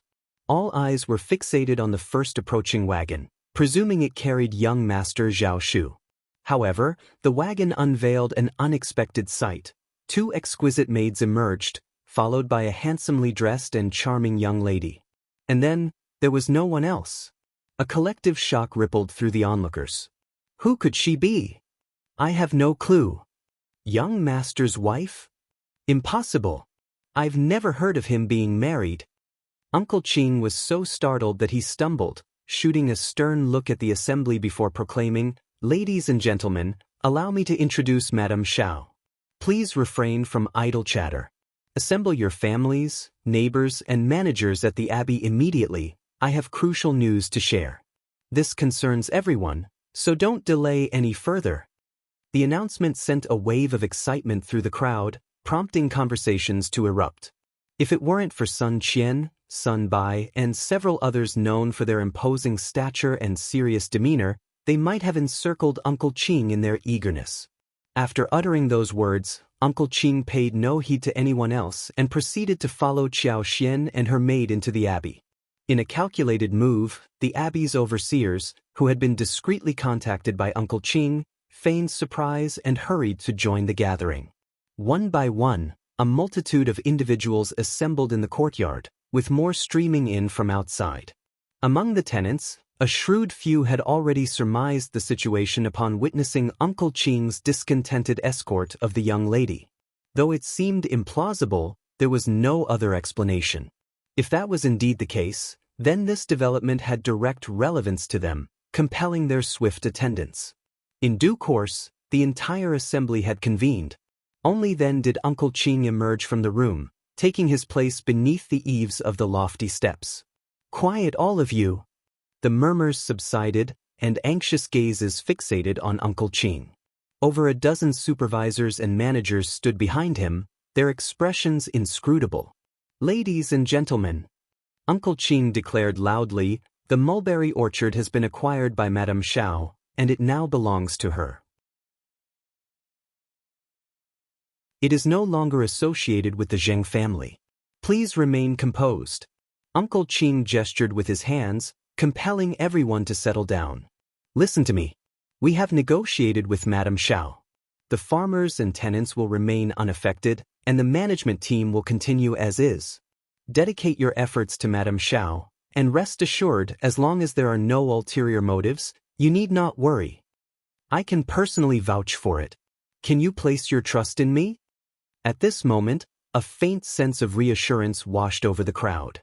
If you find any errors, ads pop up, ads redirect, broken links, non-standard content, etc., please let us know reports so we can fix it as soon as possible.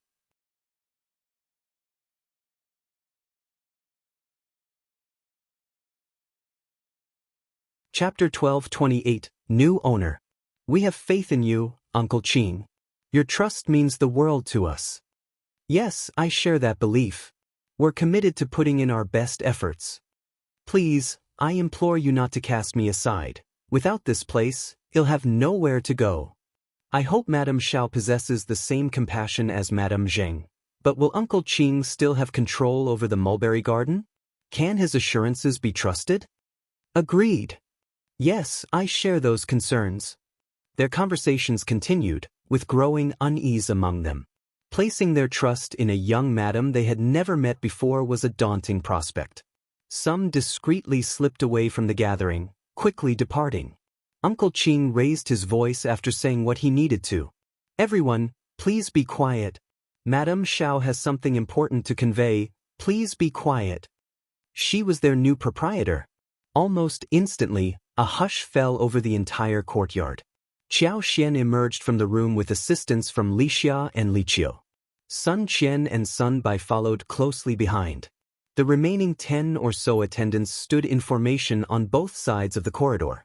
The managers respectfully bowed and withdrew, their nerves palpable as they turned their attention to Qiao Xian. Qiao Xian stood her ground and cast a glance at the assembled crowd. She declared, "Uncle Qing has already made it clear. From today onward, I am your new mistress. Just as he assured you, nothing will change in the mulberry garden, and operations will proceed as usual. Carry on with your work, and there will be no disruptions. To demonstrate my sincerity, I will maintain the name of Zheng's mulberry garden unchanged. The treatment for everyone will remain consistent. Furthermore, every year during Dragon Boat Festival, Mid-Autumn, and New Year, each of you will receive 2 sets of cotton cloth, 5 kilograms of premium flour, 20 eggs, and 1 liang of silver. Manager Zheng, Manager Lin, please record this.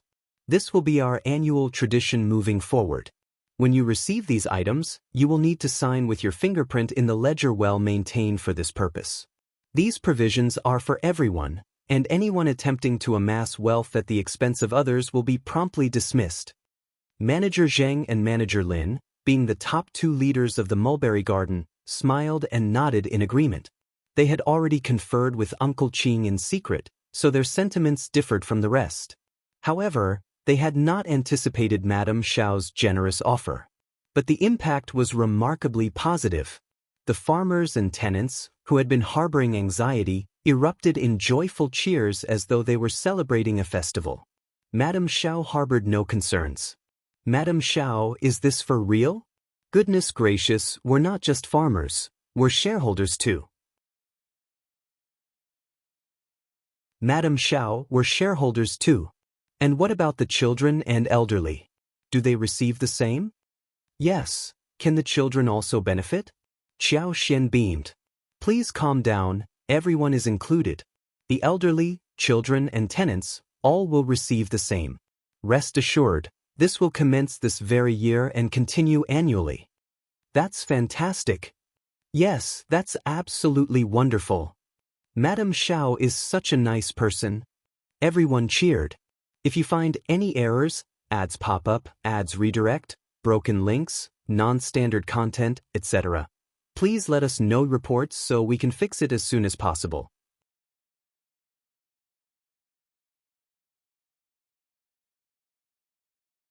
Chapter 1229, Benevolence. Qiao Xian smiled, her demeanor calm and composed as she addressed the gathering. "All right, that's all for now. Go back to your homes and attend to your duties. Just remember that, from this moment onward, I am your master. The mulberry garden is no longer associated with the Zheng family or the Zhao family." She continued, "If there's anyone among you who wishes to remain loyal to the previous owner, you are free to leave. I won't stand in your way. The terms of your tenancy are clear. If the old owner wishes to reclaim you, they can do so at the original price. I won't create any obstacles. But if you choose to stay, you must acknowledge me as your master. If I discover any treachery or hidden agendas, I won't be lenient. Betraying one's master is an irreversible path, and I hope all of you will conduct yourselves accordingly. Now, you may depart." Her words left everyone in the audience taken aback. They retreated quietly, no longer causing the commotion they had earlier. It was evident that their new master had a stern disposition and was not to be underestimated. Honesty seemed to be the best policy. After all, for those willing to work diligently, there were annual bonuses to look forward to, a pleasant surprise indeed. Nobody was foolish enough to walk away from such treatment. Once the tenants were reassured, Qiao Xian turned her attention to the estate's managers. She instructed the household staff to have them wait in the wing room, intending to meet with each of them individually. The first on her list was Manager Zheng, and Uncle Qing accompanied them. Xiao Xian held the contract in her hands, aware that she needed to deal with the local power broker tactfully. Zhao Mu had firmly convinced himself that the 100,000 Mu mulberry garden was within his grasp. He was determined not to relinquish it easily, even if it meant resorting to unscrupulous tactics. In his mind, he couldn't afford to be seen as inferior to Madame Xiao, a newcomer to Yangzhou. Admitting such a status would subject him to ridicule from the local populace, a humiliation he couldn't tolerate any longer. Furthermore, the financial prospects were too enticing to ignore. With an annual income of more than 1 million liang, after accounting for expenses, there would still be a substantial profit, around 700,000 liang annually. No one in their right mind would reject such a substantial fortune. However, touching Xiao Xian would only invite her to retaliate in kind. As the saying goes, civilians should not engage with officials. While Zhao Mu might command respect and awe, he was still a civilian in Yangzhou. On the other hand, Xiao Yunduan held an influential position in the capital and was the crown prince's favorite. Ignorantly crossing paths with him would surely lead to Zhao Mu's demise. Xiao Xian, well aware of the potential dangers, remained vigilant, concerned that Zhao Mu might react angrily and attempt to sabotage the mulberry garden. Butler Zheng was in high spirits as he conversed with them, his mood lifted considerably. He was no longer as anxious as before, as he believed that kindness and the Zheng family's virtuous history would bring them blessings. Their ancestors seemed to be watching over young Master Yuezheng, allowing him to turn adversity into prosperity. As Xiao Xian continued to meet with about half of the managers, Zhao Mu, Zhao Zhai, and Zhao Yi finally made their entrance, accompanied by 30 page boys and servants. If you find any errors, ads pop up, ads redirect, broken links, non-standard content, etc., please let us know reports so we can fix it as soon as possible.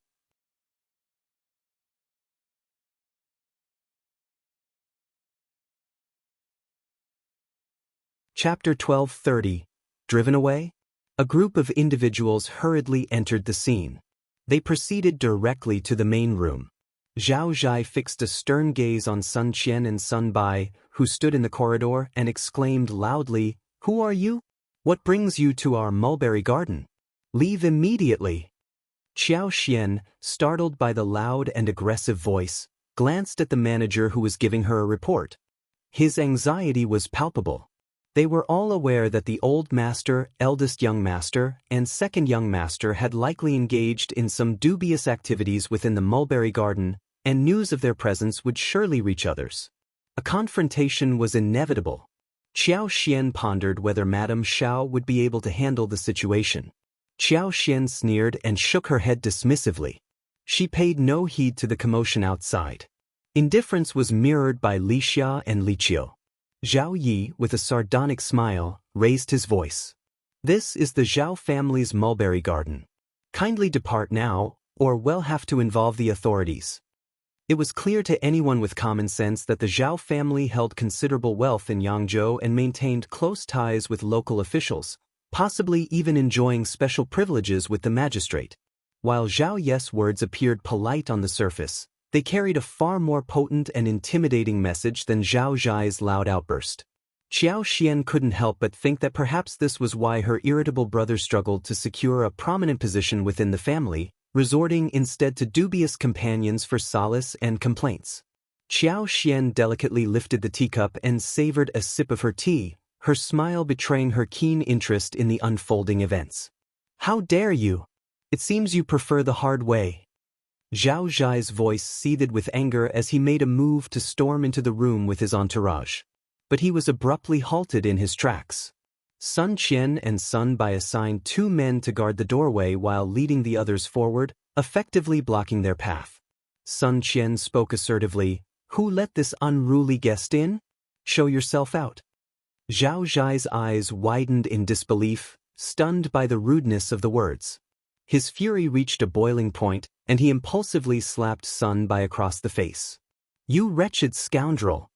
Sun Bai skillfully grabbed his hand, twisted it, and shoved him, causing Zhao Zhai to stagger backward and collide with two servants, sending all three tumbling to the ground.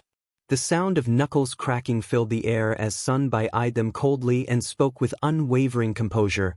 "This is my master's domain. Even if you intended to pay a visit, didn't anyone teach you the courtesy of knocking and conveying your message? Have you no manners?" "I will give you until the count of 3 to leave, or I will personally escort you out, one by one." Zhao Mu's anger trembled in his voice as he retorted, "Absurd!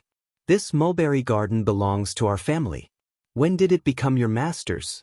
Who is your master, and why is he hiding from us?" Sun Bai ignored his questions and continued sternly, 1. You're being unreasonable. 2. 3. Take action. Understood. Sun Qian and Sun Bai took the initiative. A dozen men surged forward, compelling the Zhao family members to retreat. The Zhao family servants, in contrast, couldn't match the agility displayed by Sun Bai and Sun Qian. If you find any errors, ads pop up, ads redirect, broken links, non-standard content, etc., please let us know reports so we can fix it as soon as possible.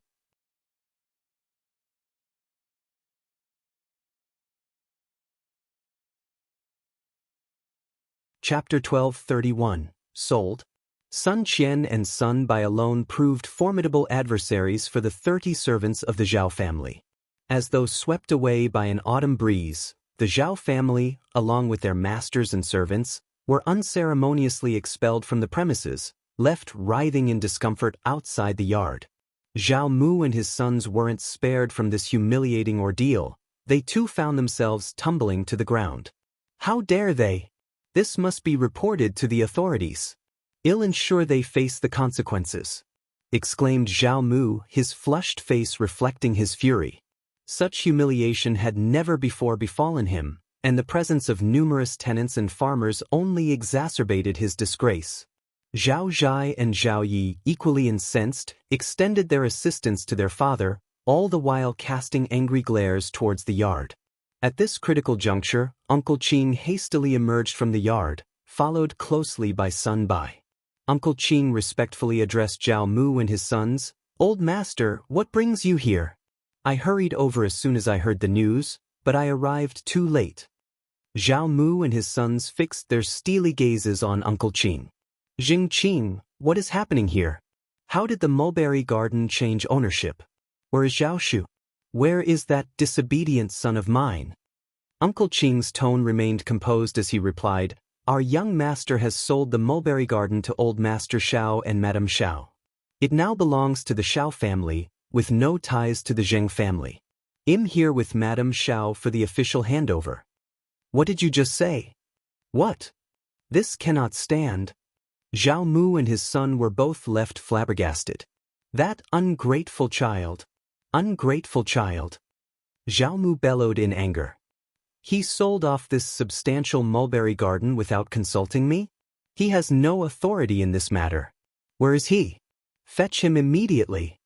Observing the mixture of anger and heartache etched across Zhao Mu's face, Uncle Qing couldn't hide his satisfaction at the brothers' bewildered expressions. "Old master, young master is currently on a journey, and it will be some time before he returns. He assures you not to worry, he will return when the time is right," Uncle Qing explained, attempting to placate Zhao Mu's rising ire.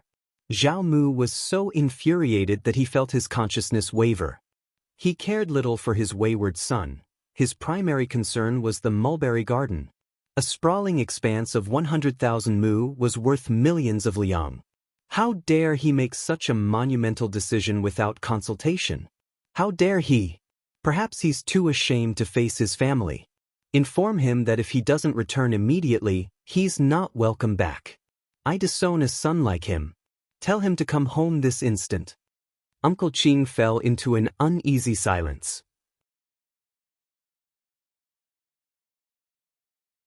Zhao Yi suppressed his anger and spoke icily. "Uncle Qing, you wouldn't want our younger brother to earn a reputation for squandering our father's wealth, would you? Something is amiss with the mulberry garden situation. It's only right for him to return home and provide a clear explanation." After all, he's sold the mulberry garden for a significant sum, and it's not safe for him to remain outside. Who's to say he won't succumb to greed? Uncle Qing sneered. Young master has his own intentions. There's no need for your concerns. Zhao Yi responded with a contemptuous glance at Uncle Qing but refrained from further comment. Zhao Mu's voice dripped with menace as he declared, Zheng Qing, if you fail to bring Zhao Shu back, be prepared for the consequences. I doubt you can protect him from the repercussions. Yet, the presence of Sun Bai weighed on Zhao Mu's mind, preventing him from coercing Uncle Qing to accompany him back to the Zhao family. He knew that in a confrontation he was the weaker party, which would only magnify his humiliation. If you find any errors, ads pop up, ads redirect, broken links, non-standard content, etc., please let us know reports so we can fix it as soon as possible.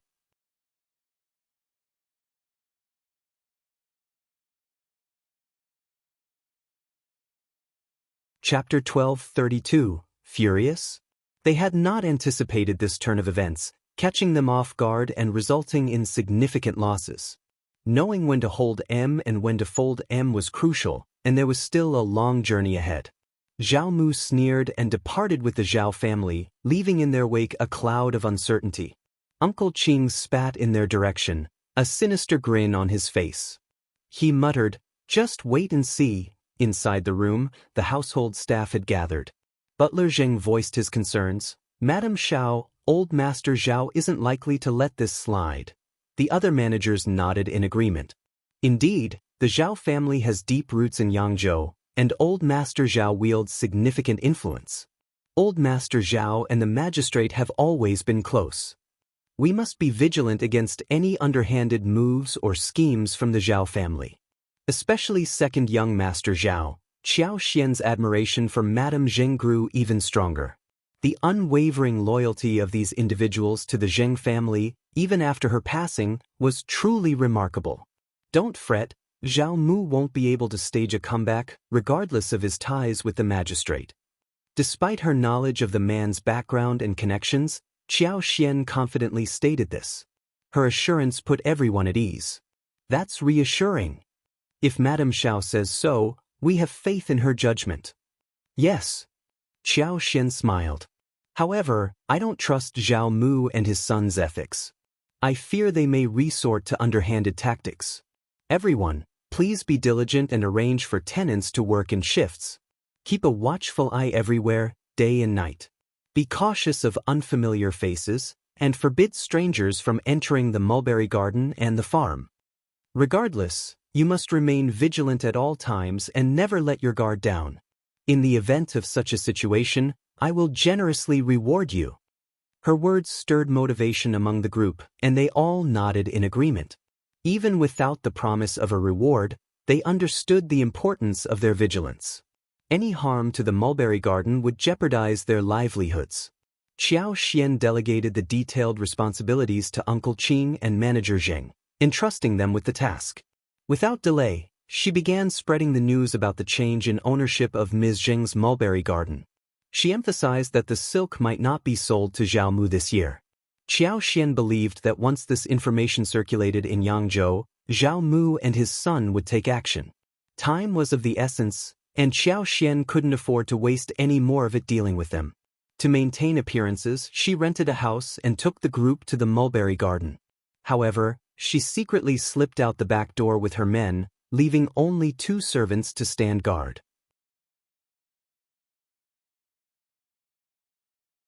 Within the mulberry garden, Sun Qian and his 7 followers remained, cautious of any potential schemes by the Zhao family. All was set, awaiting the Zhao family's inevitable move. As Xiao Xian's news rippled through the business community of Yangzhou, chaos ensued. Everyone's initial reaction was one of disbelief. Is this for real? However, upon further consideration, the absurdity of the situation made it clear that it couldn't possibly be a joke. This had to be the truth. Conversations of various kinds were buzzing throughout the city. Some eagerly anticipated watching Zhao Mu's impending humiliation, while others were keen on contacting Madame Xiao to secure silk purchases. Meanwhile, a few took the opportunity to ridicule Zhao Shu for his profligate ways. But regardless of the specific motive, the majority were eagerly anticipating the upcoming spectacle. If you find any errors, ads pop up, ads redirect, broken links, non-standard content, etc., please let us know reports so we can fix it as soon as possible.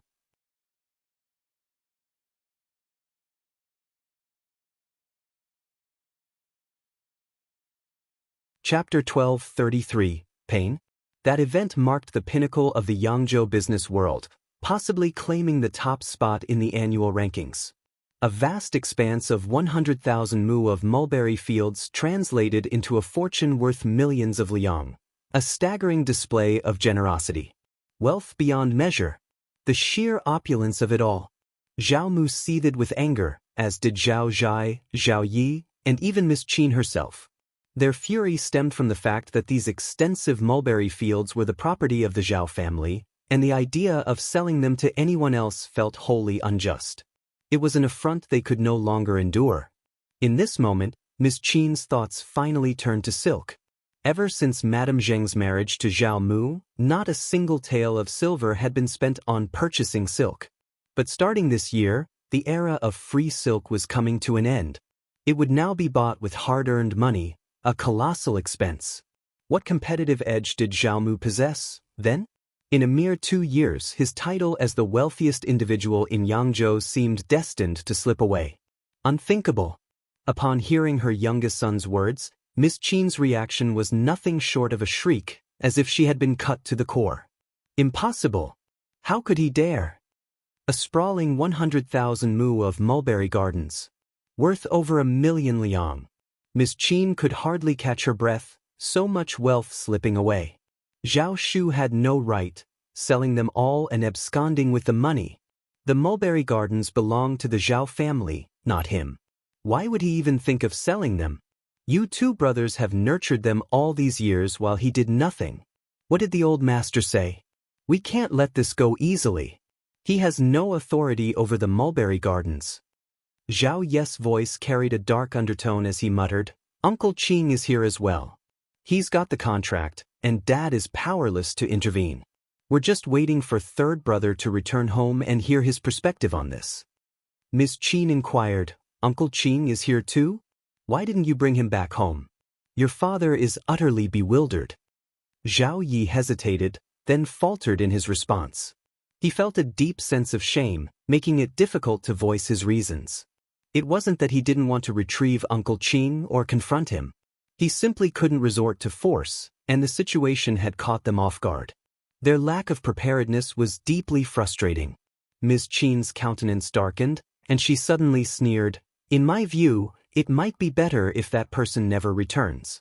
His absence would make dealing with this matter much simpler. Zhao Yi was taken aback by this statement. A trace of ruthlessness flashed in Miss Qin's eyes as she continued, I suspect we've all been deceived by Uncle Qing. What? Zhao Yi was utterly bewildered, struggling to comprehend his mother's thoughts. Miss Qin exuded confidence as she sneered again. The 100,000 mu of mulberry fields are our rightful property. No matter how disobedient that person may be, he couldn't have sold the properties so abruptly.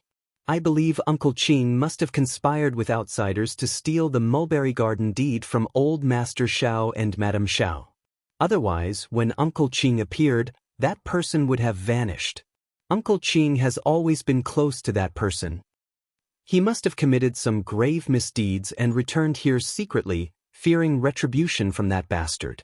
He likely handed over the contract to someone outside the family and profited handsomely. When he absconds with the money, where will we find him? He'll be Rui's favorite. Zhao Yi pondered this for a moment. What do we do then? Miss Qin replied with determination, It's simple. We report this to the authorities, have Uncle Qing and the Xiao couple arrested, and interrogate them. Zhao Ye's eyes were sparkling. He could not help but feel happy. If you find any errors, ads pop up, ads redirect, broken links, non-standard content, etc., please let us know reports so we can fix it as soon as possible.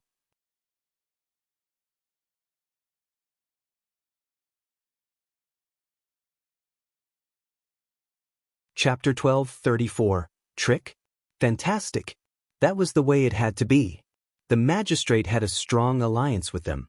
As long as this man was brought within 500 meters of the government office and interrogated individually, he could extract any confession he desired.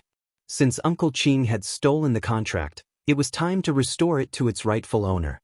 Even better, the contract now rested securely in their hands, officially designating the mulberry garden as Ms. Zheng's. This would resolve her father's predicament. Zhao Yi could vividly picture the day when Zhao Shu returned and discovered that Ms. Zheng's mulberry garden had transformed into Ms. Zhao's. He would undoubtedly be infuriated. Zhao Yi bowed deeply to Ms. Qin. "Mom, you're brilliant. That's a fantastic plan. I'll inform Dad immediately." Ms. Qin smiled with pride. "Then go swiftly. We must act promptly to prevent them from growing too complacent." "Understood, Mom." Zhao Yi rushed off to locate Zhao Mu. Zhao Mu was elated to hear the news. The more he contemplated it, the more convinced he became that it was the truth. No wonder that disobedient son was hesitant to sell off the family's negative karma. It's all because of those servants. Those lowly servants are all driven by greed. It's not surprising that they would resort to such actions. "Dad, may I visit the government office personally?" Zhao Mu pondered for a moment. This situation involved robbery and intimidation. They all knew that the Xiao family must have acquired 100,000 mulberry fields. As the head of the family, Zhao Mu couldn't directly handle such matters, so he had entrusted his junior to take care of it. He feigned ignorance about the unfolding situation.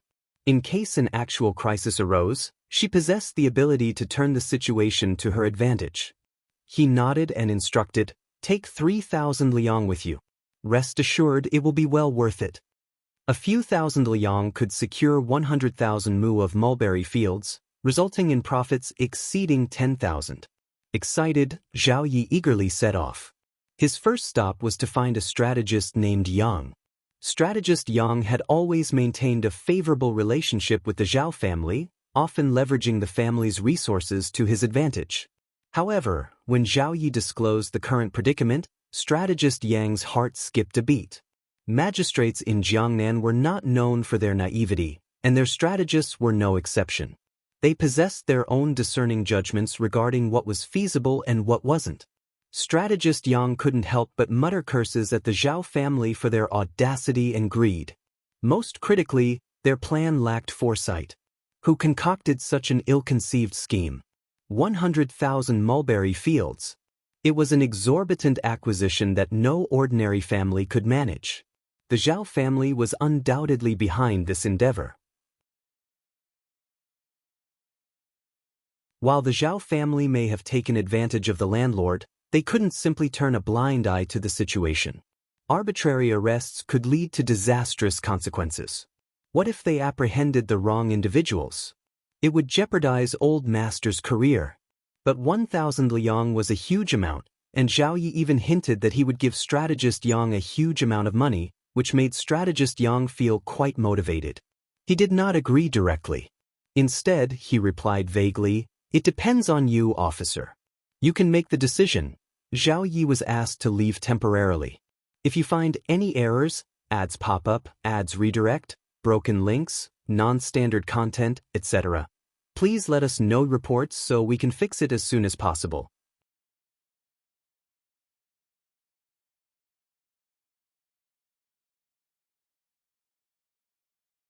Chapter 12:35. Stupid? Zhao Yi was gripped by anxiety, yet he grasped the gravity of the situation at hand. Patience was his only recourse. The weight of parting with 1,000 liang without any return gnawed at him incessantly. Strategist Yang returned to the official, who responded with a sly, enigmatic grin, leaving Yang feeling bewildered and strangely unsettled. The official calmly remarked, "If the Zhao family truly harbors suspicions, we can forward the document to the government office. They, in turn, can dispatch someone to retrieve Xingqing from the mulberry garden, and I shall personally oversee this investigation." Strategist Yang faltered. Why did he have the nagging feeling that he was missing something in the official's words? "Officer, please pardon my ignorance, but this case, He simply couldn't fathom the intricacies of this situation. The officer had already gleaned from Xiao Yinduan that Madame Xiao was the purchaser. However, Officer Xiao had urged him to maintain secrecy, a directive he intended to honor. The officer took satisfaction in his strategist's inquiries. He retorted with a sneer, "The Zhao family's internal affairs are their own concern. The buyer holds a valid contract, and the mulberry fields are now rightfully theirs. Is that not logical? The Zhao family should confront young Master Zhao to ascertain the truth, yet they persist in accusing Zheng Qing of theft. Is it not absurd? 100,000 mulberry fields, the monetary stakes are astronomical. The Zhao family is audacious to engage in such machinations." Strategist Yang's expression underwent a transformation. He had entertained such thoughts previously, but after hearing the officer's words, he found them increasingly dubious. It appeared that the officer's intent was to let them proceed unchecked, allowing them to pursue their hidden agenda. After some contemplation, strategist Yang surmised that Madame Xiao and her spouse possessed formidable connections. The officer, he concluded, must be aware of this but was unwilling to divulge the truth to him. As the strategist, he possessed a keen awareness of what he needed to know and what was better left undisclosed. He held no suspicions that the officer was concealing information from him. Respectfully, he acknowledged, "Certainly, officer, I understand." Strategist Yang promptly conveyed this to Zhao Yi. Without hesitation, Zhao Yi drafted the necessary document and entrusted it to strategist Yang for delivery to the officer, scheduling the retrieval of Zheng Qing from the mulberry garden the following morning to avoid any potential flight. With a mischievous grin, strategist Yang artfully negotiated an additional 300 liang from Zhao Yi before acquiescing to the task. The Zhao family had no inkling of the caliber of opponents they were entangling with, nor did they comprehend the gravity of their forthcoming actions. Their opportunities for such profiteering would be exceedingly limited henceforth.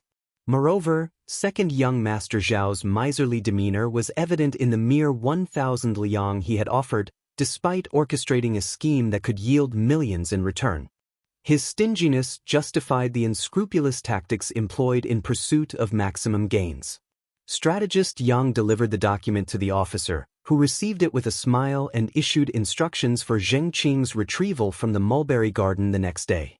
Zhao Yi remained keenly attentive to these developments, embracing the news as if he had stumbled upon a treasure trove. He boasted of his accomplishments to both Ms. Qin and Zhao Mu, emphasizing his remarkable prowess. Zhao Mu, in turn, felt a deep sense of pride and extolled Zhao Yi's abilities.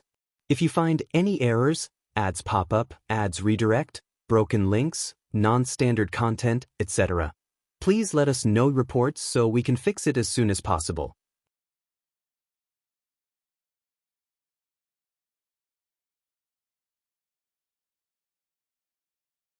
Chapter 1236, Infight. Ms. Qin's face lit up with joy. Once we secure the mulberry garden, we can finally bring that rascal home. He's holding on to a substantial amount of money, and we can't allow him to keep it without compensation. It rightfully belongs to us. Zhao Yi fully supported his mother's sentiments, seeing nothing amiss in her words. He nodded in agreement. The thought of the fortune in Zhao Shu's possession troubled Ms. Qin deeply. Mother is absolutely right. We must bring him back. Zhao Yi was determined not to let him exploit their situation. The entire family shared in this sweet dream. The next day, they couldn't openly visit the mulberry garden to observe the situation, so they dispatched trusted servants to discreetly keep an eye on things. When Uncle Qing was taken into custody by the authorities, he appeared remarkably composed and cooperative. Instead of being forcibly apprehended, he willingly entered the carriage. Zhao Yi and Ms. Qin couldn't help but feel disappointed upon hearing this news. In their imagination, Uncle Qing should have been escorted out of the mansion by guards. Why are they treating him so courteously? It's astonishing. Money certainly changes everything. He must have spent a considerable sum on his treatment, Ms. Qin remarked, drawing her conclusions. After a brief discussion, Zhao Mu and his son found themselves in agreement. Zhao Zhai sneered and directed his words at Zhao Yi. "You're trying to save face too, aren't you? You told strategist Yang yesterday that no amount of money is enough for Zhengqin.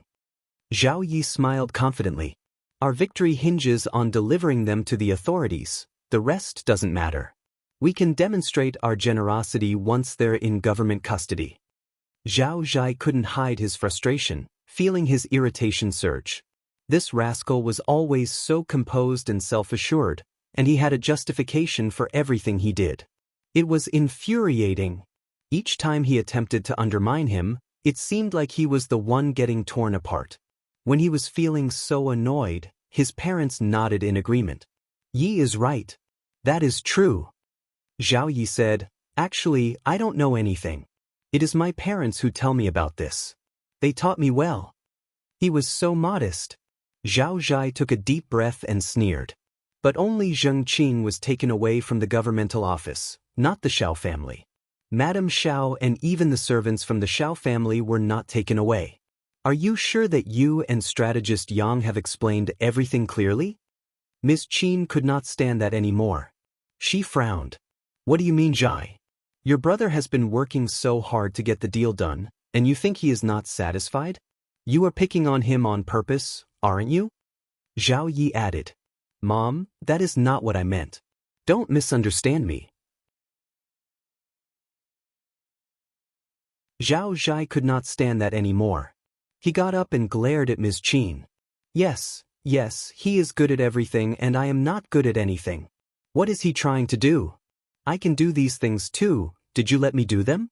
He gets to do all the good things, pushes all the trouble to me, and lectures me for being stupid and unreliable. You can just drive me out of the family if you don't like me. Now you are satisfied, aren't you? What are you talking about? Ms. Qin shivered in anger.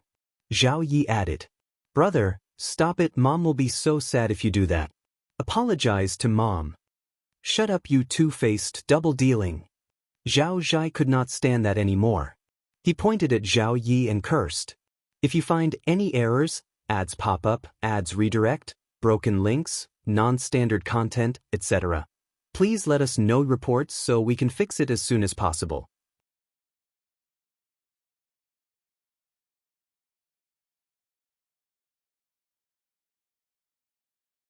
Chapter 1237, Learning? Zhao Yi looked so aggrieved.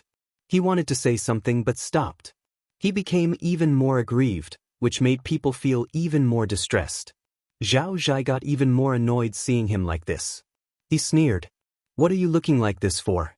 People might think that I have done something to you. You have learned a lot from Mom. It is no wonder Mom loves you so much. You.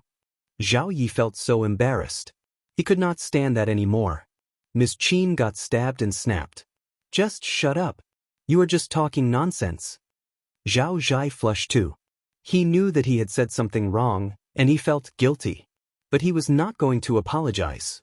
He was not going to do that. But he did not dare to stay any longer. And he cursed as he left. Miss Qin got so angry that her eyes turned red. What is wrong with him? How did he become like this? Zhao Yi forced a smile. Mom, he did not do that on purpose. Don't take it to heart. Miss Qin snorted and felt even more disgusted by her eldest son. Zhao Mu frowned and could not help but look at Miss Qin, thinking. Miss Qin panicked and subconsciously tried to suck up to him. But on second thought, she realized that she was the only one with a son, and her son even had grandchildren. So what if she was not the official wife? She was not in charge, and she had not the say in everything. She was not like before. She should stand up straight and be on equal footing with Old Master. She did not need to suck up to him. Old Master, do you think we will be promoted to the next level today? We should be able to make a decision soon, right? Miss Qin changed the topic directly. Zhao Mu was absent-minded as if he had not heard that. Miss Qin called him Old Master a few times before he realized what was going on.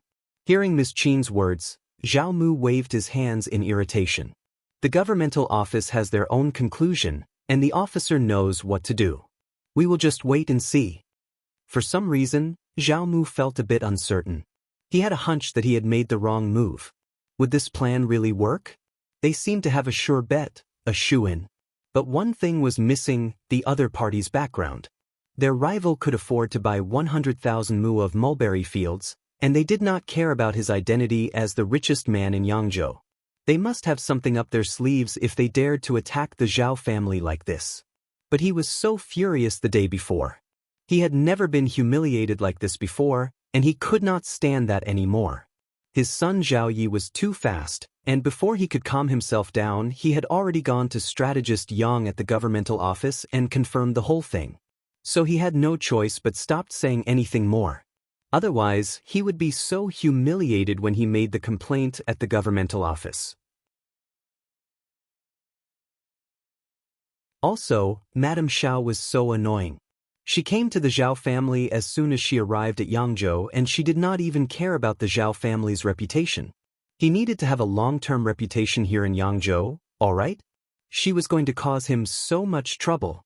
But he was going to let her know that the Zhao family was not to be trifled with, and he was not going to be humiliated by anyone. He felt that his son was right. What they had thought of so far was the best solution. It was a warning, a first-step thing.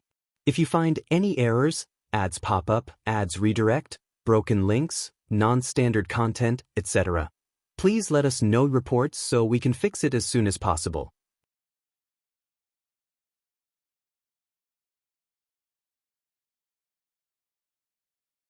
Chapter 12:38 Intuition. As long as he watched closely, he believed that things would go out of control. Maybe he could really take over the 100,000 mulberry gardens. 100,000 mu. That was a mulberry garden worth millions of liang a year. Zhao Mu could not help but feel motivated. Zhao Mu thought for a while and decided to take the initiative. They might as well take a risk on it. He soon picked a few precious antiques worth more than 100,000 liang from the shared accounts and went to the governmental office to visit the officer. Unexpectedly, Zhao Mu failed to meet the officer this time. He waited in the back hall for a long while, but one manager from the mansion of the prefectural magistrate came. The manager was very friendly and showed a smile, saying that the officer had been busy with work and was not free these days. He asked him to return after a few days. Zhao Mu had a very bad feeling in his heart, and he felt very uneasy. He was able to expand his business to this extent because he was not an idiot. He must be a capable and smart person after all. A smart person's intuition was always very sharp. Like now.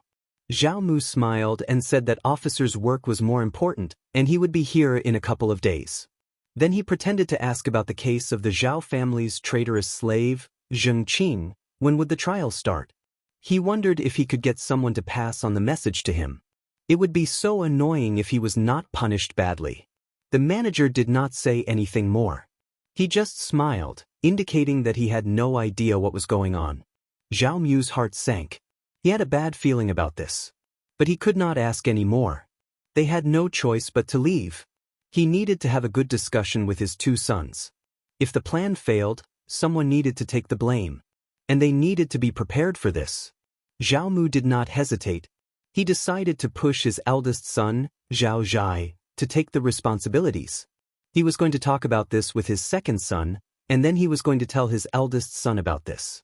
Zhao Mu had never thought about whether his eldest son would be willing to do so. He was a father and he had the right to do so. How could he turn him down? He was not going to be a bad son either.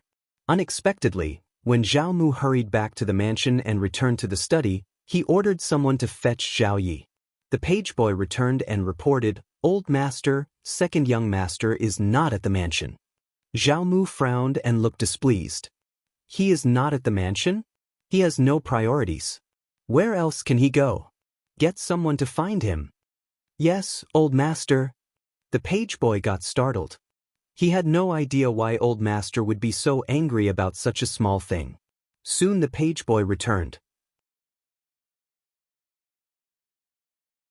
Old master, the gatekeeper said that someone from the magistrate's office came and asked second young master to join them. What? Zhao Mu got startled and snapped. Why didn't you say so earlier? What are you standing there for? Get the housekeeper here. And young master, go now. The page boy panicked and almost got weak in the knees. He staggered and went to find someone. Zhao Mu said to the housekeeper seriously, Go to the governmental office and find out why they asked second young master to join them. If there is any news, report it to me now. The housekeeper was at a loss, but he could tell that his master was really anxious. So he nodded and hurried away. If you find any errors, ads pop up, ads redirect, broken links, non-standard content, etc., please let us know reports so we can fix it as soon as possible. You're tuning into the Wang Lin's Journey YouTube channel. Don't forget to subscribe and join us on this journey to catch the most captivating stories.